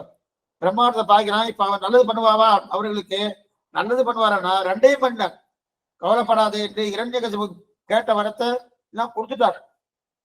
தேவர்கள் ஐஷன் போயிட்டு நேரா ஐஷன் போயிட்டு ஸ்ரீமன் நாராயணன் கொண்டு போனார். சரி சுவாமி, இந்த மாதிரி ஒரு வரத்தை கொடுக்கலாமா சுவாமின்னா, பண்ணின தபஸுக்கு பலன் கொடுத்துதான் ஆகணும், வேற வழி கிடையாது. பண்ணின தபஸுக்கு பலன் கொடுத்துதான் ஆகணும், வேற வழி கிடையாது. அப்ப ஊரை யார் சுவாமி காப்பாற்றுவா?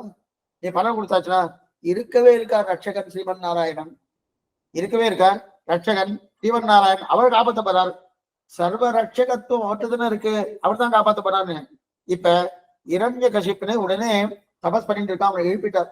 பிரம்மா எழுப்பி, உன்னுடைய தபஸுக்கு நாம் மெச்சினோம், உன் தபஸை நாம் ஏற்றுக்கொண்டோம் அப்படின்னா என்ன வேணும்னு கேட்கிறார்.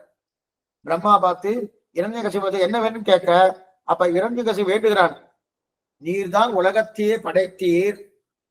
இந்த மாதிரி லோகத்துல நிறைய பேர் சொல்லிட்டு இருக்கா, ஆனா சாஸ்திரம் அது பூர்த்தியா சொல்லல. பிரம்மாவுக்கு அந்தர்யாமியா இருந்து கொண்டு பகவான் தான் படைக்கிறான்னு சொல்லிருக்க. ஆனா பிரம்மா துவாரா, இது வெஷ்டி சிருஷ்டி சமஷ்டி சிருஷ்டின்னு ரெண்டு உண்டு. பகவான் இந்த முன்னாடி பார்த்துருக்கோம், பஞ்சபூதங்கள்னா பஞ்ச தன்மாத்திரையில கர்மேந்திரியங்கள் ஞானேந்திரியங்கள் தன்னால் சிருஷ்டிக்கிறதுலாம் பகவான் தான். 24 தத்துவங்களை சிருஷ்டிக்கிறான், அண்டகடாக்களை சிருஷ்டிக்கிறான். அதுக்கப்புறம் தான் பிரம்மாங்கிற ஒரு வியக்தியே பகவான் சிருஷ்டிக்கிறான். அதுக்கப்புறம் தான் பிரம்மாவுக்கு பொறுப்பு கொடுக்கிறார். எல்லா இடம்லாம் பண்ணியாச்சு, இனிமே மனுஷர்களை சிருஷ்டியும் சொல்லி தெரிவிக்கிறார். இருக்கட்டும், ஆனா நீ தான் உலகத்தையே படைத்தேன், அப்படிப்பட்ட தந்தையான உன்னை வணங்குகிறேன், உன்னை வேண்டுகிறேன் அப்படின்னு. என்ன வேணும்னு கேட்கிறார். என்ன வேணும்னு கேட்டா என்ன சொல்லுவா, இப்ப நமக்கெல்லாம் நம்ம தமசெல்லாம் பண்ண போறது இல்லை. ஒருவர் பெருமாள் முன்னாடியே வந்துட்டான்னு வச்சுக்கோ, என்ன கேட்போம்? சுவாமி என்ன சுவாமி கேட்போம்? வந்தாருன்னா என்ன நன்னா வச்சுக்கோ, ஒழுங்கா இருந்துக்கிறேன், தப்பு பண்ணாம இருக்கணும்னு வச்சுக்கோ, இதெல்லாம் வச்சுக்கோன்னு கேட்கணும். ஒன்றும் வேண்டாம், நம்ம கேட்க வேண்டியதுமா உனக்கு கைங்கரியம் பண்ணணும், அதுதான் கேட்கணும். பகவானே முன்னாடி வந்து முந்தன்னோடு உற்றுவைய உனக்கே நாம் ஆட்செய்வோம், உனக்கே நாம் ஆட்செய்வோம், இதைத்தான் ஆண்டாள் தெரிவிக்கிறார். உனக்கே நான் உனக்கு கைங்கரியம் பண்ணணும், கைங்கரியம் பண்ணணும் கேட்குமே தவிர என் உடம்ப நன்னா வச்சுக்கோ, என் ஃபேமிலியை நன்னா வச்சுக்கோ, அது மாதிரி எனக்கு நல்லா உத்தியோகத்தை கொடு, எனக்கு நல்லா சம்பாத்தியத்தை கொடு, இதெல்லாம் கேட்க வேண்டிய அவசியம் இல்லை. உனக்கு கைங்கரியம் பண்ணதுக்கு கைங்கரிய பிரார்த்தனை தான் பிரதானம். ஒழிவில் காலமெல்லாம் உடனாய் மண்ணை வடிவிலா அடிமை செய்ய வேண்டும் நாம், திருகுலர்வி திருவேங்கடத்து எழுகொள் சோதி தந்த காலமெல்லாம் உடனா மண்ணை வடிவிலா அடிமை, வடிவிலா குற்றமற்ற அடிமை. அந்த குற்றமற்ற அடிமை எப்படி இருக்கணும்? உன்னானந்தத்திற்காக அடிமை தவிர என்னானந்தத்திற்காக அடிமை அல்ல. அதைத்தான் நம்ம பிரார்த்திக்கணும். ஆனா இங்க இரண்யகசிபு என்ன பிரார்த்திக்கிறான்னா, எனக்கு என்ன வேணும் தெரியுமா? மரணம் கூடாதுன்னு கேட்கிறான். முதல்ல கேட்டது எனக்கு மரணமே கூடாதுன்னு. இல்ல இல்ல அப்படிலாம் சொல்ல முடியாது, மரணம் யாருக்கா இருந்தாலும் மரணம் உண்டு, மரணம் இல்லாம பண்ண முடியாது அப்படின்னு சொன்னார். அப்பன்னா இந்த இடத்துல எனக்கு மரணம் கூடாதுன்னு அப்படின்னா ஆகாசத்துல மரணம் கூடாது முதல்ல கேட்டான். இந்த வரத்தை நல்லா கேட்டுங்கோ. இதை கேட்டுட்டு நீங்க கேட்கணுன்ற அவசியம் இல்லை, இதெல்லாம் ஒண்ணுமே இல்லை. நம்ம கேட்கக்கூடிய வரம் ஒரே வரம் என்ன? அவனிடத்துல கைங்கரியம்ங்கிற வரத்தை கேட்கணும். அவனிடத்துல பகவான்கிட்ட கைங்கரியம்ங்கிற வரத்தை கேட்கணும். மற்றொரு வரம் நமக்கு கிடையாது. உனக்கே நாம் ஆட்செய்வோம், அந்த வரம் தான் நமக்கு பிரதானம். அதோட கேட்க வேண்டிய அவசியமே இல்லை, நம்ம பண்ணிட்டே இருந்தா தன்னிடையே கிடைக்கப்படும். இருக்கட்டும், ஆகாசத்துல மரணம் கூடாதுன்னா சரி தந்தோம்னா, ஆகாசத்துல கூடாதுன்னா பூமியில கூடுமோ? பூமியிலேயே மரணம் கூடாதுன்னா, பூமியிலே மரணம் கூடாதுன்னா சரி, பூமியை கூடாதுன்னு சொல்லாச்சு, ஆகாசம் கூடாதுன்னு சொல்லாச்சு, உள்ள ஐஸ்வர்யம் பண்றேன்னா உள்ளேயே மரணம் கூடாதுன்னா, இப்ப வெளில ஐஸ்வர்யம் பண்றேன்னா வெளியேயே மரணம் கூடாதுன்னா, அப்ப எங்கதான் மரணம் வருது? மரணமே ஆகாது சுவாமி. ஆகாசத்துல கூடாது, பூமியில கூடாது, உள்ளேயும் கூடாது, வெளியேயும் கூடாது. சரி சுவாமி, சரி இருக்கட்டும், பிராணன் ஒண்ணு இருக்கே, பிராணம் இருக்கக்கூடியதுன்னு மரணம் வரும்னா பிராணம் இருக்கிற ஆயுதத்தால் மரணம் வரக்கூடாது. பிராணம் இருக்கிற ஆயுதத்தால் மரணம் வரக்கூடாது, மரணம் கிடையாது. பிராணம் இருக்கக்கூடிய ஆயுதம் இருக்கு இல்லையா, அந்த ஆயுதத்தால் மரணம் கூடாது. சரி, பிராணம் இருக்கிறது, பிராணம் இல்லாத பண்ணலாமன்னா பிராணம் இல்லாத ஆயுதத்தால் மரணம் கூடாது. பிராணம் இல்லாத ஆயுதத்தாலும் மரணம் கூடாது, மனுஷனாலும் மரணம் கூடாது, மிருகத்தாலும் மரணம் கூடாது. மனுஷனாலும் நான் சாகக்கூடாது, மிருகத்தாலும் நம்ம என்ன பண்ணுது சாகப்படாது, மிருகத்தாலும் சாப்பிடக்கூடாதுன்னா என்ன சுவாமி என்னென்ன உண்டு அத்தனையும் கேட்டு. பிராணம் இருக்கிறது, பிராணம் இல்லாதது, ஆகாசம் பூமி, உள்ளே வெளியே, பிராணம் இருக்கிறது பிராணம் இல்லாதது, மனுஷன் அல்லது மிருகம், எதனாலேயும் நான் வந்து மரணம் கூடாதுன்னார். என்னென்ன உண்டு அத்தனையும் கேட்டா பிரம்மாவுக்கு கொடுத்தோம்னு கொடுத்துறாரு. இப்படியே இருந்தா இவனுக்கு அழிவே இல்லை போட்டிருக்கு. அப்ப இரண்யகசிபு அழிவே இல்லை நினைச்சார். நல்ல வேலையை கடைசியா ஒண்ணு கேட்டா இரண்யகசிபு என்ன கேட்டான்னா, உன்னால் படைக்கப்பட்ட யாரும் நல்லா பாருங்க, உன்னால் படைக்கப்பட்ட யாரும் எதுவும் என்னை கொல்லப்படாது. உன்னால் படைக்கப்பட்ட யாரும் எதுவும் என்னை கொல்லப்படாது. நான் மூச்சு விட்டார் பிரம்மா. பாடா, என்னால படைக்கப்பட்டவர் தானே உங்க கொல்லப்படாதுன்னு சொல்ற, என்னை படைத்தவராலே கொல்லாமணும் அவர் மனதில் நினைச்சுக்கிறார். என்னால் படைக்கப்பட்டதுன்னு சொல்லிருக்கோம், தப்பிச்சோன்னு நினைச்சாரு. என்னை படைத்தவன் இருக்காரு, அவர் உன்னை கொல்லட்டுமா என்ன கொல்லட்டு பிரம்மாவுக்கு திருப்தி. ஆஹா, எல்லாத்தையும் வாங்கிட்டான். என்னென்ன வரம் உண்டோ உள்ளே வெளியே ஆகாசத்தில் பூமியில் பிராணம் இருக்கிறது, பிராணம் இல்லாது, மனுஷன் அல்ல மிருகம் அல்ல, எதனாலையும் எனக்கு மரணம் கூடாது, வரணம் கூடாது சொல்லிட்டான். எல்லாத்தையும் வாங்கிட்டான், எல்லாத்தையும் கொடுத்துட்டார். கொடுத்த உடனே ஒரு பக்கம் வரம் கிடைச்சிட்டு, வரம் கிடைச்சாலே என்ன ஆகுன்னா அந்த வரத்துடைய பலம் சும்மா இருக்க விடாது. இன்னைக்குமே நமக்கு நல்ல சக்தி இருந்ததுன்னு வச்சுக்கோ, சக்தி நல்லா இருந்தது வச்சுக்கோ, சக்தி நல்லா இருந்ததுன்னா 4 பேர் அடிக்கதான் தோணும். அடிக்கிறதே இல்லையே சுவாமின, சக்தி இல்ல அடிக்கல. நல்லா பாத்துக்கோ, சக்தி இல்ல அடிக்கல, சக்தி இருந்து அடிக்காம இருக்கிறது தான் முக்கியம். புரியறதுக்காக நான் வில்லியக்கே போனோம், யாராவது 2 வார்த்தை சொன்னா, 2 வார்த்தை சொன்ன உடனே அவ சொன்ன வார்த்தைக்கு திருப்பி நம்ம பேசணும்னு பேசினோம்னு அதிகமா பேசுவா. நமக்கு சக்தி இல்லை சுவாமி, கேட்டுட்டு பேசாம வந்துருவோம் அப்படின்னு வந்துடுறாருன்னு. அதே இவருக்கு சாமர்த்தியம் வந்தா நல்லா 4 வார்த்தை பேசுவார். பேசி முடிச்சதுக்கு அவ அடிக்க வந்தா வச்சுக்கேன், அதை விட இவருக்கு பலம் இருந்தது, இவர் அடிச்சுட்டு வந்துருவார். இவர் அடிச்சுட்டு வந்துருவாரு. அந்த பலம் இல்லாதவங்களே நம்ம பேசுறோம். இப்ப 2 கட்சியும் பலம் வந்துருச்சு, நல்ல சக்தி வந்துருச்சு. அந்த சக்தி நன்னா வந்தாலே அது சும்மா இருக்கக்கூடாது, எல்லாரும் ஒருத்தரையும் அடிக்கிறதுக்கு ஆரம்பிச்சா. ஏன்னா இதுக்கு முன்னாடி சக்தி இல்லை, இப்ப சக்தி வந்துருக்கணும்.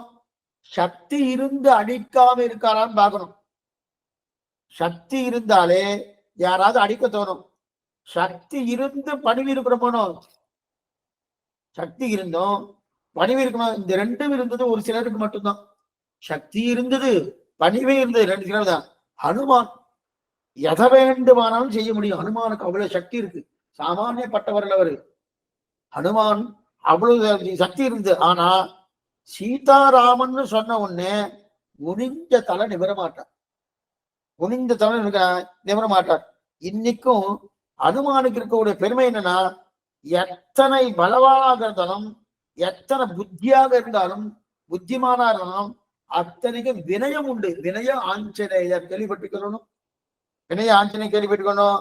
அந்த வினய ஆஞ்சநேயர் தான் பிரதானமே தவிர அதை விட்டுட்டு சக்தி இருக்கு சாமி ஒரு போடுறதுக்கு பிரயோஜனம் இல்லை. இப்ப இரண்யகசிபுக்கு சக்தி வந்துட்டு வந்த உடனே எல்லாரையும் இம்சிக்க ஆரம்பிச்சிட்டான். ஒத்தொத்தரையும் இம்சிக்க ஆரம்பிச்சிட்டான். இம்சிக்க ஆரம்பிச்சபடியால என்ன ஆயிடுச்சு, இப்ப எல்லாருக்கும் பயம் வந்துடுத்து. ஹனுமானுக்கு இம்சித்தான ஒருத்தரையும் இம்சிக்கலையே யாரு. ஆனா இம்சிக்கணும்னு ஒரு கேட்டான், விராட்டிகிட்ட கேட்டான், 700 ராட்சசிகள் உன்னை துன்புறுத்தினாலே தாயே, இப்ப ராமன் ஜெயிச்சுட்டான், விஜயராகவன் ஆயாச்சு, இனிமே இவாளை என்னுடைய கையில போட்டு நசுக்கணும், நான் பெரிய உருவத்தை நசுக்கணும் சொல்றச்சு. அப்ப விராட்டி சொல்றா, பாபா நாம்பா சுபா நாம்பா பதார்கானாம் பிரபங்கமா காரியம் கரியமா கருணமாரியன நகச்சின்னா பராப்தியத்தின்னு, குரங்கே உன்னுடைய புத்தியை நீ காமிச்சுட்டியே அப்படி தெரிகிறார். ஆக அனுமானுக்கு இருக்கிற வினயம் இருக்கணுமோனோ. வடமாலாம் சாத்திக்கிறாங்க சொல்லி அண்ணா வடமாலை சாத்திக்கிறான்னா, நடமால நம்ம ஸ்ரீவைஷ்ணவ சம்பிரதாயத்துல பிரசாதம் பிரதானமா இருப்பா, பிரதானமா பிரசாதம் இருக்கும். ஏன்னா கோவில்ல பிரசாதம்லாம் ஏற்பாடு பண்ணாதுக்குன்னா அதுக்காக 4 பேர் உருவாகணும். தனியும் மார்கழி திங்கள் கை நிறைய பொங்கல், தனுர் மாசம் வந்துட்டுனாலே பொங்கல் உண்டு சொல்லணும். அதுக்காக காத்தால எழுதிக்கலாம், அப்பதான் எழுதி போய் தோணாது. நல்லா குளிரா இருக்கணும், 8 மணிக்கு 9 மணிக்கு சூரியன் வந்ததுக்கு அப்புறம் எழுதிக்கலாம் தோணும். அதே போல இங்க பிரசாதம் கொடுக்குறாருன்னா அந்த பிரசாதத்துக்காக வருவாரான்னு தெரிவிக்கிறார் இல்லையா. அப்ப வரிச்சே அது பகவானுக்கு அனுகிரகம் கிடைக்கும் போது இதுக்கு சொல்ல வந்தேன். ஆழ்வார தெரிவிக்கிறாரு, சொல்றபடி ஆழ்வார், 3 எழுத்துடைய பெயரால் கத்திர வந்து வண்ணே பராங்கதி கண்டு கொண்டான், மொய்த்தவள் வினையில் நின்று 3 எழுத்துடைய பெயரால் கத்திர வந்து வண்ணே பராங்கதி கண்டு கொண்டான். 3 எழுத்து நாமத்தை சொன்னேன்னார். அவருக்கு 3 எழுத்து ஞாபகத்தை சொன்னேன், அவனுக்கு பாபம் எல்லாம் தொலைஞ்சு மோட்சம் போனான்னார். 3 எழுத்து நாமமா? 3 எழுத்து நாமன்னா என்ன சுவாமி எனக்கு தெரியலையே. மாதவா, ஸ்ரீதர, கேசவா, கோவிந்தா அப்படின்னு 3 எழுத்தானா? ஆழ்வார் எந்த 3 எழுத்து சொல்லவே இல்லை. எந்த 3 எழுத்தும் சொல்லாம 3 எழுத்தும் சொல்றார். ஆழ்வார் பத்தி சொல்றார், 3 எழுத்தும் சொல்லியிருக்கேன், ஆனா உள்ளுக்குள்ள மறைச்சு வச்சிருக்கேன். அந்த 3 எழுத்து நாமம் அப்படின்னு சொன்னாதான் நீ என்ன சொல்லுவ, 3 எழுத்து சொல்லணுமாமே, எந்த 3 எழுத்து எந்த 3 எழுத்து எந்த 3 கிட்டக்க வருவியனோ, அப்ப நான் உங்களுக்கு என்ன பண்ணுவேன், இந்த 3 எழுத்து சொல்றேன் அப்படின்னாரு. ஏன்னா நான் கிட்டக்க வரமாட்டோம் தெரிஞ்சு எனக்குமே ஒரு சஸ்பென்ஸா ஏதோ ஒன்று சொன்னா உடனே அது என்ன சுவாமி, அது என்ன சொல்லணும் தோன்றணும், பண்ணணும் தோன்றணும், அந்த மாதிரி தெரிவிக்கிறாரு. ஆகா, நம்மளை உட்கார வச்சு என்ன 3 எழுத்துன்னு கேட்ட உடனே, ஆழ்வார் கேட்ட உடனே நம்மளை உட்கார வச்சு சொல்லுவார், 3 எழுத்து உடைய பேரா கத்திர பந்து பண்ணி பராங்கதி கண்டு கொண்டான் தெரிவிக்கிற கோவிந்த நாமம், அதே போல மாதவ நாமம், ஸ்ரீதர நாமம் தெரிவிக்கிறாள் அப்படின்னு தெரிவிக்கிறாள். 3 எழுத்துன்னா இல்லாத 3 எழுத்து ஒண்ணு கிடையாது, இருக்கிற 3 எழுத்து தான். இதுக்கு சொல்ல வந்த அந்த இருக்கிற 3 எழுத்து தான் சொல்லிட்டு இருக்காரு. இல்லாததெல்லாம் ஒண்ணு சொல்ல, புராணத்துல என்ன இருக்கோ இதிகாசத்துல என்ன இருக்கோ அதைத்தான் தெரிவிக்கிறார் தவிர, ஆக இதெல்லாம் உலகத்துல எதுவுமே அவர் இல்லாத சொல்ல முடியாது. ஆக இரண்யகசிபு வரத்தை பெற்றான். வரத்தை பெத்த உடனே சும்மா இல்லை, சும்மா இருக்காதபடியில கையில சக்தி வந்துருக்கணும். சக்தி வந்த உடனே மறுபடியெல்லாம் ஓடலாம் கஷ்டம் கொடுக்க ஆரம்பிச்சான். அவன் இரண்ய கசிப்பு, இரண்யன்னா பொன்னிறத்தவன் பேர். இரண்யன பொன்னிறத்தவன். இரண்ய கசிப்புன்றமோ, இரண்யம்னா தங்கம், இரண்யன தங்கம். இரண்ய கசிப்புன்னா தங்கமயமான உடம்பா, நிறைய காய கல்பனா போட்டு பார்ப்பது அப்படின்னு தெரியாது. தங்கமயமான உடம்பு தக தக தகன்னு இருக்குமா, அவனை பார்க்கச்சியே அப்படியே தக தக தகன்னு இருக்குமா, அந்த மாதிரி இருக்கான். ஏன்னா அவன் அசுரன் இல்லையா, அப்ப ஆனா உடம்பு அவ்வளவு தூரம் வஜ்ரமா நல்லா ஏற்றி வச்சுட்டு இருக்கானா, நல்லா உடம்பு அவ்வளவு ஆரோக்கியமா இருக்கும், வஜ்ரமா ஏற்றி வச்சுட்டு இருக்கான். உடம்பு நல்லா தக தகமா இருக்கும். இரண்ய தங்கமயமான உடம்பு, அந்த உடம்பை வச்சுட்டு இருக்கானோ. தனக்கு கூட பிறந்தவன் போனா, யாரு கூட பிறந்தவன், இரண்யாட்சகன். அந்த கூட பிறந்தவன் போறவன் வச்சு கோபம் கொப்பளிக்கிறது. அப்படின்னா நான் என்ன, எப்படி இந்த விஷ்ணுவை அழிக்க போறேன், விஷ்ணு அழிக்க போறேன்னு கங்கணம் கட்டுண்டு ஊரையே நல்லா தீர்ப்பு பண்ண ஆரம்பிச்சிட்டான். ஏன் தீர்ப்பு பண்ண ஆரம்பிச்சான், ஏன்னு சொன்னேன். உடனே தேவேந்திரன் என்ன பண்ணா, யாகம் பண்ணா கிட்ட போய் பிடிங்கிடுவோம். தேவேந்திர யாரு எந்த யாகம் பண்ணாலும் அவளுக்கு இன்சிச்சுட்டே இருக்கும். பிரம்மாவை குறித்து யார் யாகம் பண்ணாலும் இவர் போய் எடுத்து விடுவார். தேவேந்திரன் யாகம் பண்ணாலும் இவர் பக்கம் வருகிறார். இதை போல ஊரெல்லாம் அல்லோலப்படுத்திக் கொண்டிருக்கும் போது பிரம்மா போய் பகவான்கிட்ட பிரார்த்திக்கிறார். நிறைய இன்சிக்கிறானே, இவ்வளவு சிரமங்கள் கொடுக்குறானே, ஊரே அல்லோலப்பட்டு இருக்கு, என்ன பண்ணலாம்னு பகவான்கிட்ட பிரார்த்திக்கிறார். இது இனிமே நம்மால் தாங்க முடியாது, நாம் தான் வரத்தை கொடுத்தோம், இருந்தாலும் நம்மால் தாங்க இல்லை, தேவரை தான் இதெல்லாம் பண்ணி ஆகணும். ஏன்னா தேவர்களுக்கெல்லாம் பயமா போயிடுத்து, தேவரை தான் ரட்சிக்கணும் என்று கேட்க, அப்ப பகவான் பதில் சொல்றார், நீங்க யாரும் இனிமே கவலைப்பட வேண்டாம், நீங்க யாரும் பயப்பட வேண்டாம், நான் உன்னை தண்டிக்க நாள் பார்த்து கொண்டிருக்கிறேன் என்று. என்ன நாள்னு பிரம்மா கேட்கிறார். தண்டிக்கிறதுக்கு நாளா, அப்ப உங்க கூட நேரம் வேணுமா, இந்த நாள் தான் மணிவீரன்னா என்ன நாளுங்கிறது, நீர் தானே வரத்தை கொடுத்துட்டே இரு, பிரம்மா தானே. சரி சுவாமி, இப்ப நம்ம ஒண்ணு பண்ணுவோம், வரத்தை கொடுத்திருக்கானும், அந்த வரத்தை கொடுத்திருந்தாலும் பகவானை அந்த அசுரனை அழிப்பதற்குண்டான சக்தி இருக்கா இல்லையா, வரன் பக்கம் தான் வர்ணமான ஒரு நிலை கிடையாது. பிரம்மாவை வரம் கொடுத்துட்டார், சிவனை ஏதோ வரம் கொடுக்கிறார். சிவனும் பிரம்மா வரம் கொடுத்தவொடனே அந்த வரத்துக்கு தகுந்தாப்பல் தான் வந்து அந்த ராட்சசாலியோ அந்த அசுரலையோ அழிக்கிறான் பகவான். ஏன் சுவாமி, அவர் கொடுத்த வரம் அவளோடு இருக்கட்டும், அந்த வரத்தெல்லாம் என்ன கட்டுப்படுத்தாது. அதனால அந்த வரத்தை கொடுத்திருந்தாலும் நான் அதை அழியறதுக்காக நான் வந்து அவளை ரட்சிக்கிறேன்னு வந்திருக்கலாமோ, வந்து வரது கிடையாது. வரத்துக்கு தகுந்தாற்பதான் பகவான் ரட்சிக்கிறான். ஏன் சுவாமி, ஓஹோ அந்த சக்தி பகவானுக்கு இல்லை போலும் அப்படின்னா, இல்ல அந்த சக்தி எல்லாம் உண்டு, எல்லா சக்தியும் பகவானுக்கு உண்டு. ஆனாலும் இந்த வரத்தை அழிச்சாச்சுன்னா என்ன ஆகுன்னா, அந்த சிவன் மேலையும் பிரம்மா மேலையும் நம்பிக்கை இல்லாம போயிடும். ஏன்னா அந்த நம்பிக்கை இருந்தாதான் சனாதனம் நிற்கும்.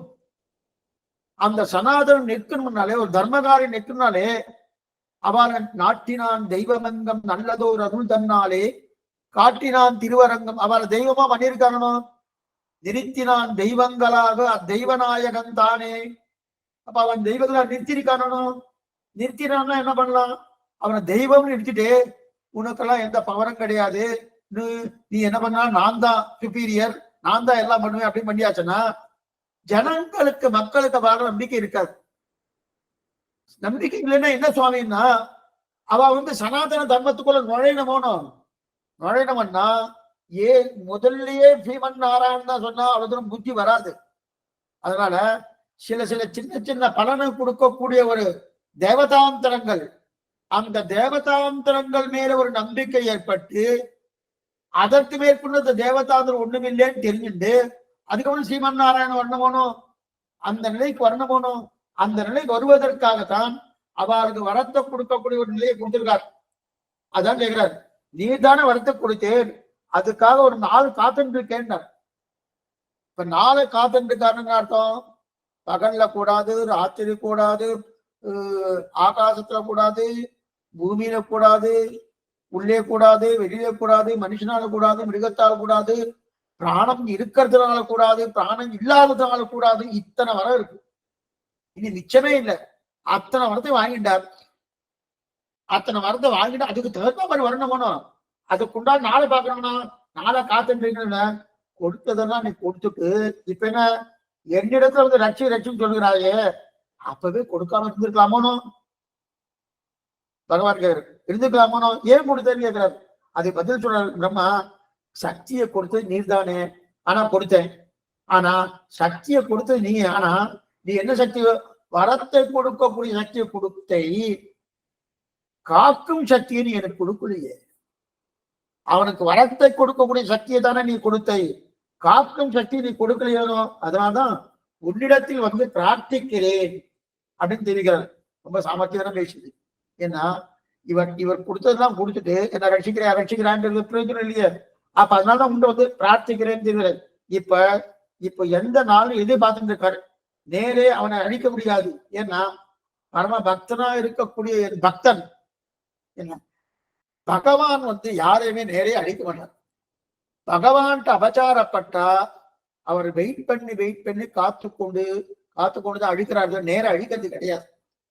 அதே பாகவதாட்ட அபச்சாரப்பட்டா அவளுக்கு கோபம் கொப்பளிச்சுட்டு வருது பகவானுக்கு, அந்த உடனே அழிச்சிடுறார். இதுன்னு சொல்ல வந்தீங்கன்னா, அப்ப இவருக்கு என்னுடைய பக்தன் இவன் பாகவத அபச்சாரம் பண்ணணும்.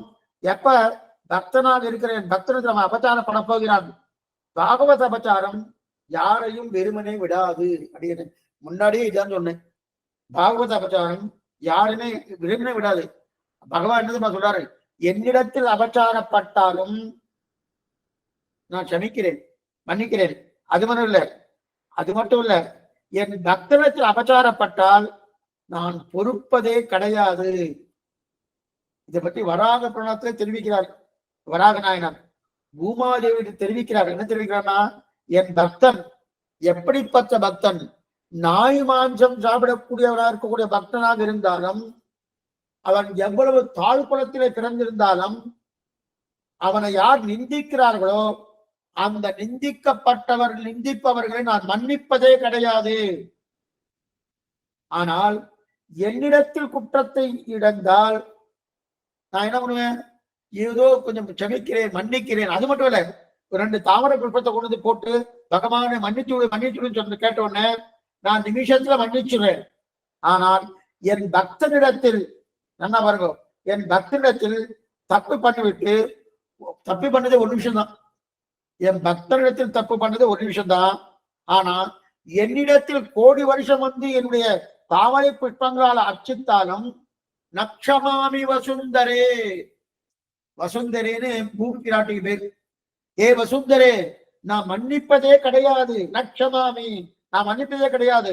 எதுக்கு சொன்னான்னா, பாகவத அபச்சாரம் அவ்வளவு கொடூரம். பகவத அபச்சாரத்தை கட்டணம், பாகவத அபச்சாரம் அவ்வளவு கொடூரம். அதனால அந்த பாகவத அபச்சாரம் பண்ண போறான் இறங்கி கட்சிக்கு. அதனால அதற்காக நாள் பார்த்து கொண்டிருக்கிறேன்.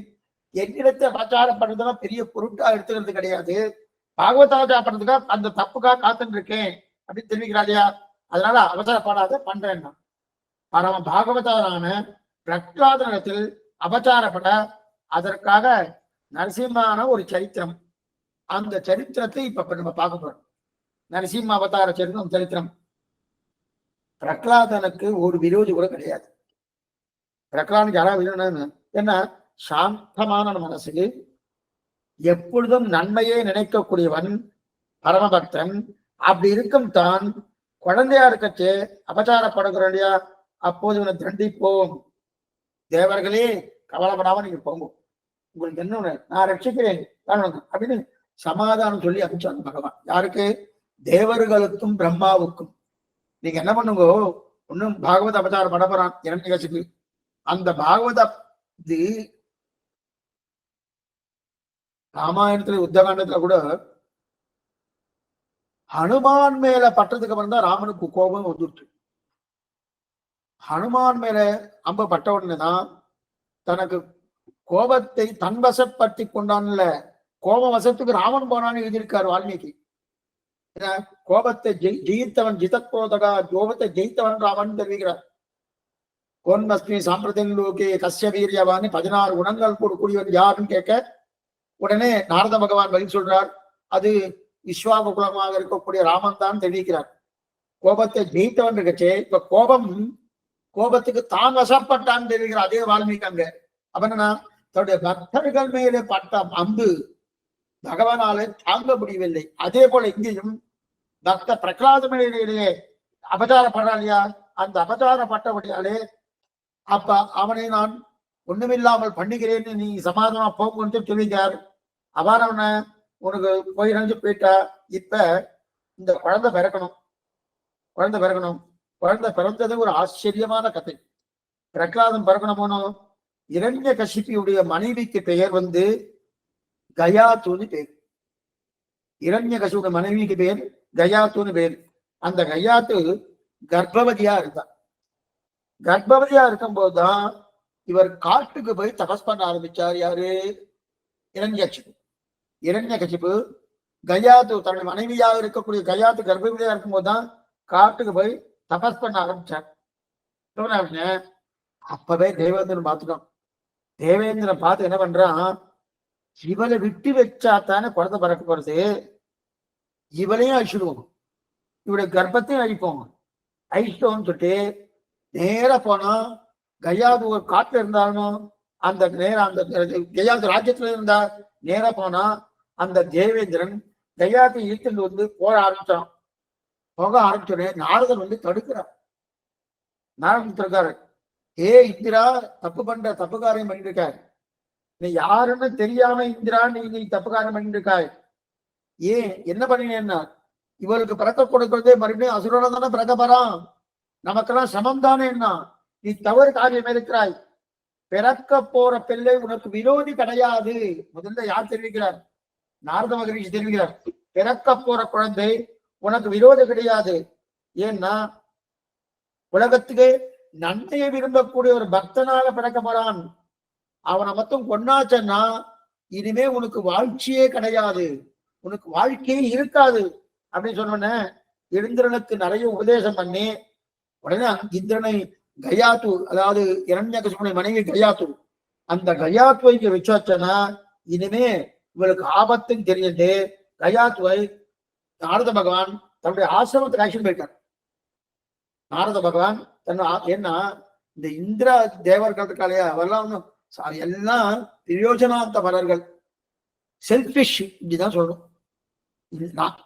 ஸ்ரீவைஷ்ணவர்னா செல்பிஷ் இருக்கப்படாது, பிரயோஜனாந்த பலரா இருக்கப்படாது, அனன்ய பிரயோஜன பலரா இருக்கணும். அனன்ய பிரயோஜன பலர்னா என்ன அர்த்தம்? பகவானை தவிர மற்றொரு பிரயோஜனம் கிடையாது. கொஞ்ச நாள் நம்ம பார்த்து போனோம், சகஸ்நாமம் சொல்லுவதே பிரயோஜனம், சொல்லுவதால் மற்றொரு பிரயோஜனம் எதிர்பார்க்கப்படாது. மற்றொரு பிரயோஜனம் என்ன? பகவானை தவிர மற்றொரு பிரயோஜனமே கிடையாது.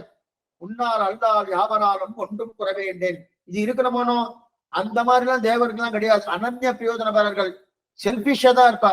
ஏன்னா ஒண்ணும் இல்லை, கண்ணன் பெருமான் இந்திரலோகத்துக்கு போறதுக்கு அப்புறம் அங்க இருக்கக்கூடிய ஒரு மரம், அந்த மரத்தை கேட்டிருக்கான். அந்த மரத்தை கேட்டுனா அதெல்லாம் கொடுக்க முடியாது, எல்லாம் கொடுங்க யாதவா நீங்க கொடுக்க முடியாது சொல்லி அமிச்சிட்டு இதுக்கு சொல்ல வந்தேன்னா ஜெயிச்சு கொடுத்ததே கண்ணன் பெருமான் தான். இதுக்கு சொல்ல வந்தேன், அவ்வளவுதான் செல்பிஷ். அதனால அந்த கயாத்து அழிச்சுட்டு போறதுக்கு தயாரா இருக்கச்சது நாரத மகரிஷி தான் போய் அதை தடுத்து அவனுக்கு உபதேசம் பண்ணி அவர் என்ன பண்ணார், தன்னுடைய ஆசிரமத்துக்கு அழிச்சு போயிட்டார். கயாத்து பூர்ணமான கர்ப்பவதி. கர்ப்பவதி இருக்கச்சே பகவத் கதையை சொல்லணும். கர்ப்பவதியா இருக்கச்சே பகவத் கர்ப்பிணி என்பதனாலே நம்ம என்ன நினைக்கிறோம், கர்ப்பவதியா இருக்கா சுவாமி, அவளுக்கு என்னென்ன பிடிச்சிருக்கோ அதெல்லாம் கொடுக்கணும். வாஸ்தவம் தான், இல்லைன்னு சொல்ல. என்னென்ன பிடிச்சிருக்கு, லாகிரி வஸ்து எல்லாம் பிடிச்சிருக்கு, அதை கொடுக்கலாமா? அவளுக்கு நாடகம் போறது பிடிச்சிருக்கு, அதை பண்ணலாமா? அவளுக்கு ஏதோ சாஸ்திர சம்மதம் இல்லாம இருக்கு, அதெல்லாம் பண்ணலாமான்னு அதெல்லாம் பண்ணப்படாது. அப்ப என்ன சுவாமி, இந்த பிரகலாதம் எப்படி பிறந்திருக்கா பாருங்க. பிறந்து இதுக்குமே கர்ப்பவதியா இருக்கச்சு நிறைய சாஸ்திர சம்மதமாக இருக்கக்கூடிய விஷயங்கள் நிறைய கேட்கணும், சொல்லணும். அதற்கு மேல அப்படிப்பட்ட இடத்துக்கு போய் ஆனந்தமா இருக்கணும். அதுதான் ரொம்ப முக்கியம். இப்ப இந்த கர்ப்பவதியா இருக்கிறா இல்லையா, கர்ப்பவதியா இருக்க செய்து இவ என்ன பண்ணா, ஆசிரமத்துக்கு ஆக்ஷன் போயிடா. ஆக்ஷன் போயிட்டு நாரதர் நல்லா ஒவ்வொரு விஷயத்தையும் சொல்றார். பகவான் ஸ்ரீமன் நாராயண குறிச்சு அப்படியே ஒவ்வொன்றும் கதையை சொல்லிட்டே இருக்கா. கர்ப்பிணி இல்லையா, கர்ப்பிணியா இருக்கிறபடியால என்ன பண்ணிட்டாருன்னா ஆயாசமா தூங்கிட்டா. தூங்கினோடனே உள்ள இருக்கக்கூடிய கர்ப்பம் கேட்கறது. நாரத பகவான் கதை சொல்லிட்டே இருக்கும். கதை சொல்லிட்டே இருக்கச்ச உடனே கொட்டணும். யாரா கதை சொல்லிட்டே இருந்தா இவர் வந்தார், அவர் பண்ணார், அவர் இது பண்ணார் அப்படின்னு சொல்றாரு இல்லையா, கொட்டுறது நின்று போயிருக்கு. கொட்டுறது நின்று போயிடுச்சுன்னா கொட்டுறதுன்னா பூர்த்தியா நிக்கல, வந்துட்டே இருக்கு. ஆனா கயாது தூங்கிட்டான். கொட்டுறது வந்துட்டே இருக்கு, கயாது தூங்கிட்டா. அப்படி பாக்குற, என்ன தூங்கிட்டு இருக்காரு, எங்க சப்தம் வருதுன்னா கர்ப்பத்துக்குள்ள இருந்து ஒரு சப்தம். பிரகலாதம் கேட்டு இருக்கான். கர்ப்பவதியா இருக்கிறவாளுக்கு நல்லா புரிஞ்சுக்கும். நீங்க எல்லாருக்கும் இந்த விஷயத்த சொல்லுங்க. ஏன்னா நல்ல உன்னதமான வாயும் நன்மக்களை பெற்று மகிழ்வரை ஆண்டாள் தெரிவிக்கிறானோ. அவ என்ன சொல்லிருக்கா, ஆயனக்காக தான் கண்ட கனாவினை வேயற்புவர் வில்லிபுத்தூர் கோன் கோதை சொல் தூய தமிழ் மாலை ஈரைந்தும் வல்லவர் தான் கண்ட கனா என்ன கனா கண்டிருக்கா. அவ என்ன கனா கண்டிருக்கா, பகவான் வரமாறுமையும் அதே போல வாரணமாயிரம் சூழவலம் செய்த அந்த 10 பாத்திரங்கள் கனா கண்டேன் தெரிவிக்கிறாளையா. அந்த சரித்திரத்தை யார் சொல்கிறார்களோ சொல்லக்கூடிய கர்ப்பவதியா இருப்பவர்கள் அவர் நல்ல மக்களை பெறுவார்கள், நன்மக்களை பெறுவார்கள் தெரிவிக்கிறாளையா. அதே போல பகவத் கதை கர்ப்பவதியா இருக்கச்சே பகவத் கதை நல்லா கேட்கணும், காலட்சேபம் கேட்கணும். கேட்டா நல்ல குழந்தையா பிறக்குமா சுவாமி? சில பேர் சுவாமி நல்ல குழந்தையா பிறக்கிறத விட இங்க இருந்து அமெரிக்காவுக்கு போய் உத்தியோகம் பண்ணணும், என்னையும் இங்க அழைச்சிட்டு போகணும், இல்ல வேற ஏதாவது ஊருக்கு போகணும், அங்க என்ன பண்ணுவாங்க. தேவையே இல்லை. பாரத தேசத்துல இருக்கணும், அது முக்கியமா திவ்ய தேசத்துல இருக்கணும், ஸ்ரீ வைஷ்ணவ கோஷ்டில இருக்கணும். அதைத்தான் பிரார்த்திக்கணுமே தவிர மற்ற எதுவுமே தேவையில்லை. பாரத தேசத்துல எல்லாத்துலயும் இருக்கக்கூடாது. எங்க இருக்கணும், திவ்ய தேசத்துல இருக்கணும். அந்த திவ்ய தேசத்துல வெறுமே இருக்கக்கூடாது. குடாங்களாய் அடியீருடன் கூடி நின்று ஆடுவினேன்னு சொல்லி அந்த திவ்ய தேசத்துல பாகவதார் எங்க இருக்கிறதோ சத் சம்பிரதாயம், அதுதான் சத் சம்பிரதாயம். சத் சம்பிரதாயம் தானுடையோர் கேட்டக்கால் மெச்சும் யாக்கை உண்டாய் உதயசிரமாடு சுவாமி தெரிவிக்கிற மனவாள பாண்டிக்கு. அந்த சத் சம்பிரதாயம் என்று சொல்லக்கூடிய அவருடைய கோட்டில கலக்கணும். கலந்தாச்சுனாலே அந்த கோட்டிலே இருந்து வச்சுக்க அந்த குழந்தை அப்படியே பாகவத ஸ்பரிசம் பட்டு பட்டு பட்டு ஆனந்தமா அந்த பகவானுடைய தேஜஸோடு வரும். பறந்த உடனே எப்படி நம்மாழ்வாருக்கு எப்படி அந்த சட்டம் என்ற காத்தால அதெல்லாம் வரப்போறது இல்லை, இருந்தாலும் அந்த ஞானம் பெறுவதற்குண்டான வாய்ப்புகள் இருக்கு. என்ன இன்னைக்கு என்ன ஆயிடுச்சு, அவருக்கு பிடிச்சதெல்லாம் கொடுக்கணுமாமேன்னு என்னென்னவோ பேச ஆரம்பிச்சுடுறான். ஏதோ நாடகத்துக்கெல்லாம் போனா நன்னதாமே, ஏன்னா அவருடைய ஆனந்தம் முக்கியன்றார். அந்த ஆனந்தம் சாஸ்திர சம்மதமா இருக்கணும்.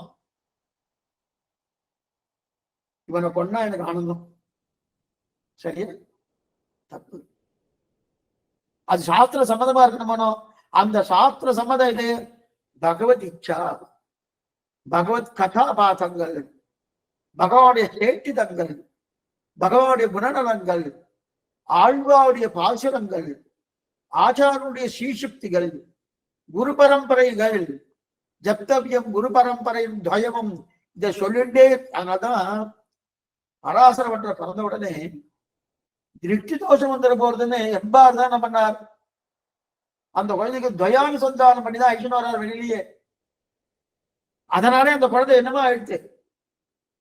ஆனா சிறு வயசுலயே மோட்சத்தை ஐஷன் போயிட்டார். பராசர பெற்ற இன்னும் கொஞ்ச நாட்கள் இருந்திருந்தால் ஸ்ரீவைகுண்டத்துக்கும் நம் லோகத்துக்கும் படிக்கட்டு கட்டியிருப்பான்னு தெரிவிக்கிறார் நம்ம பூர்வாச்சாரியார்.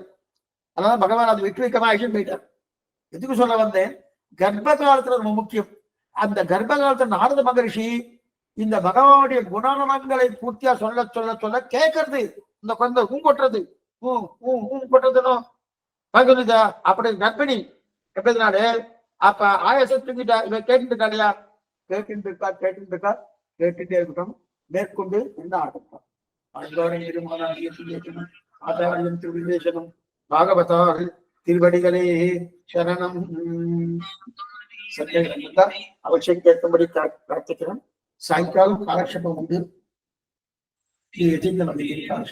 அவசியம் உண்டு.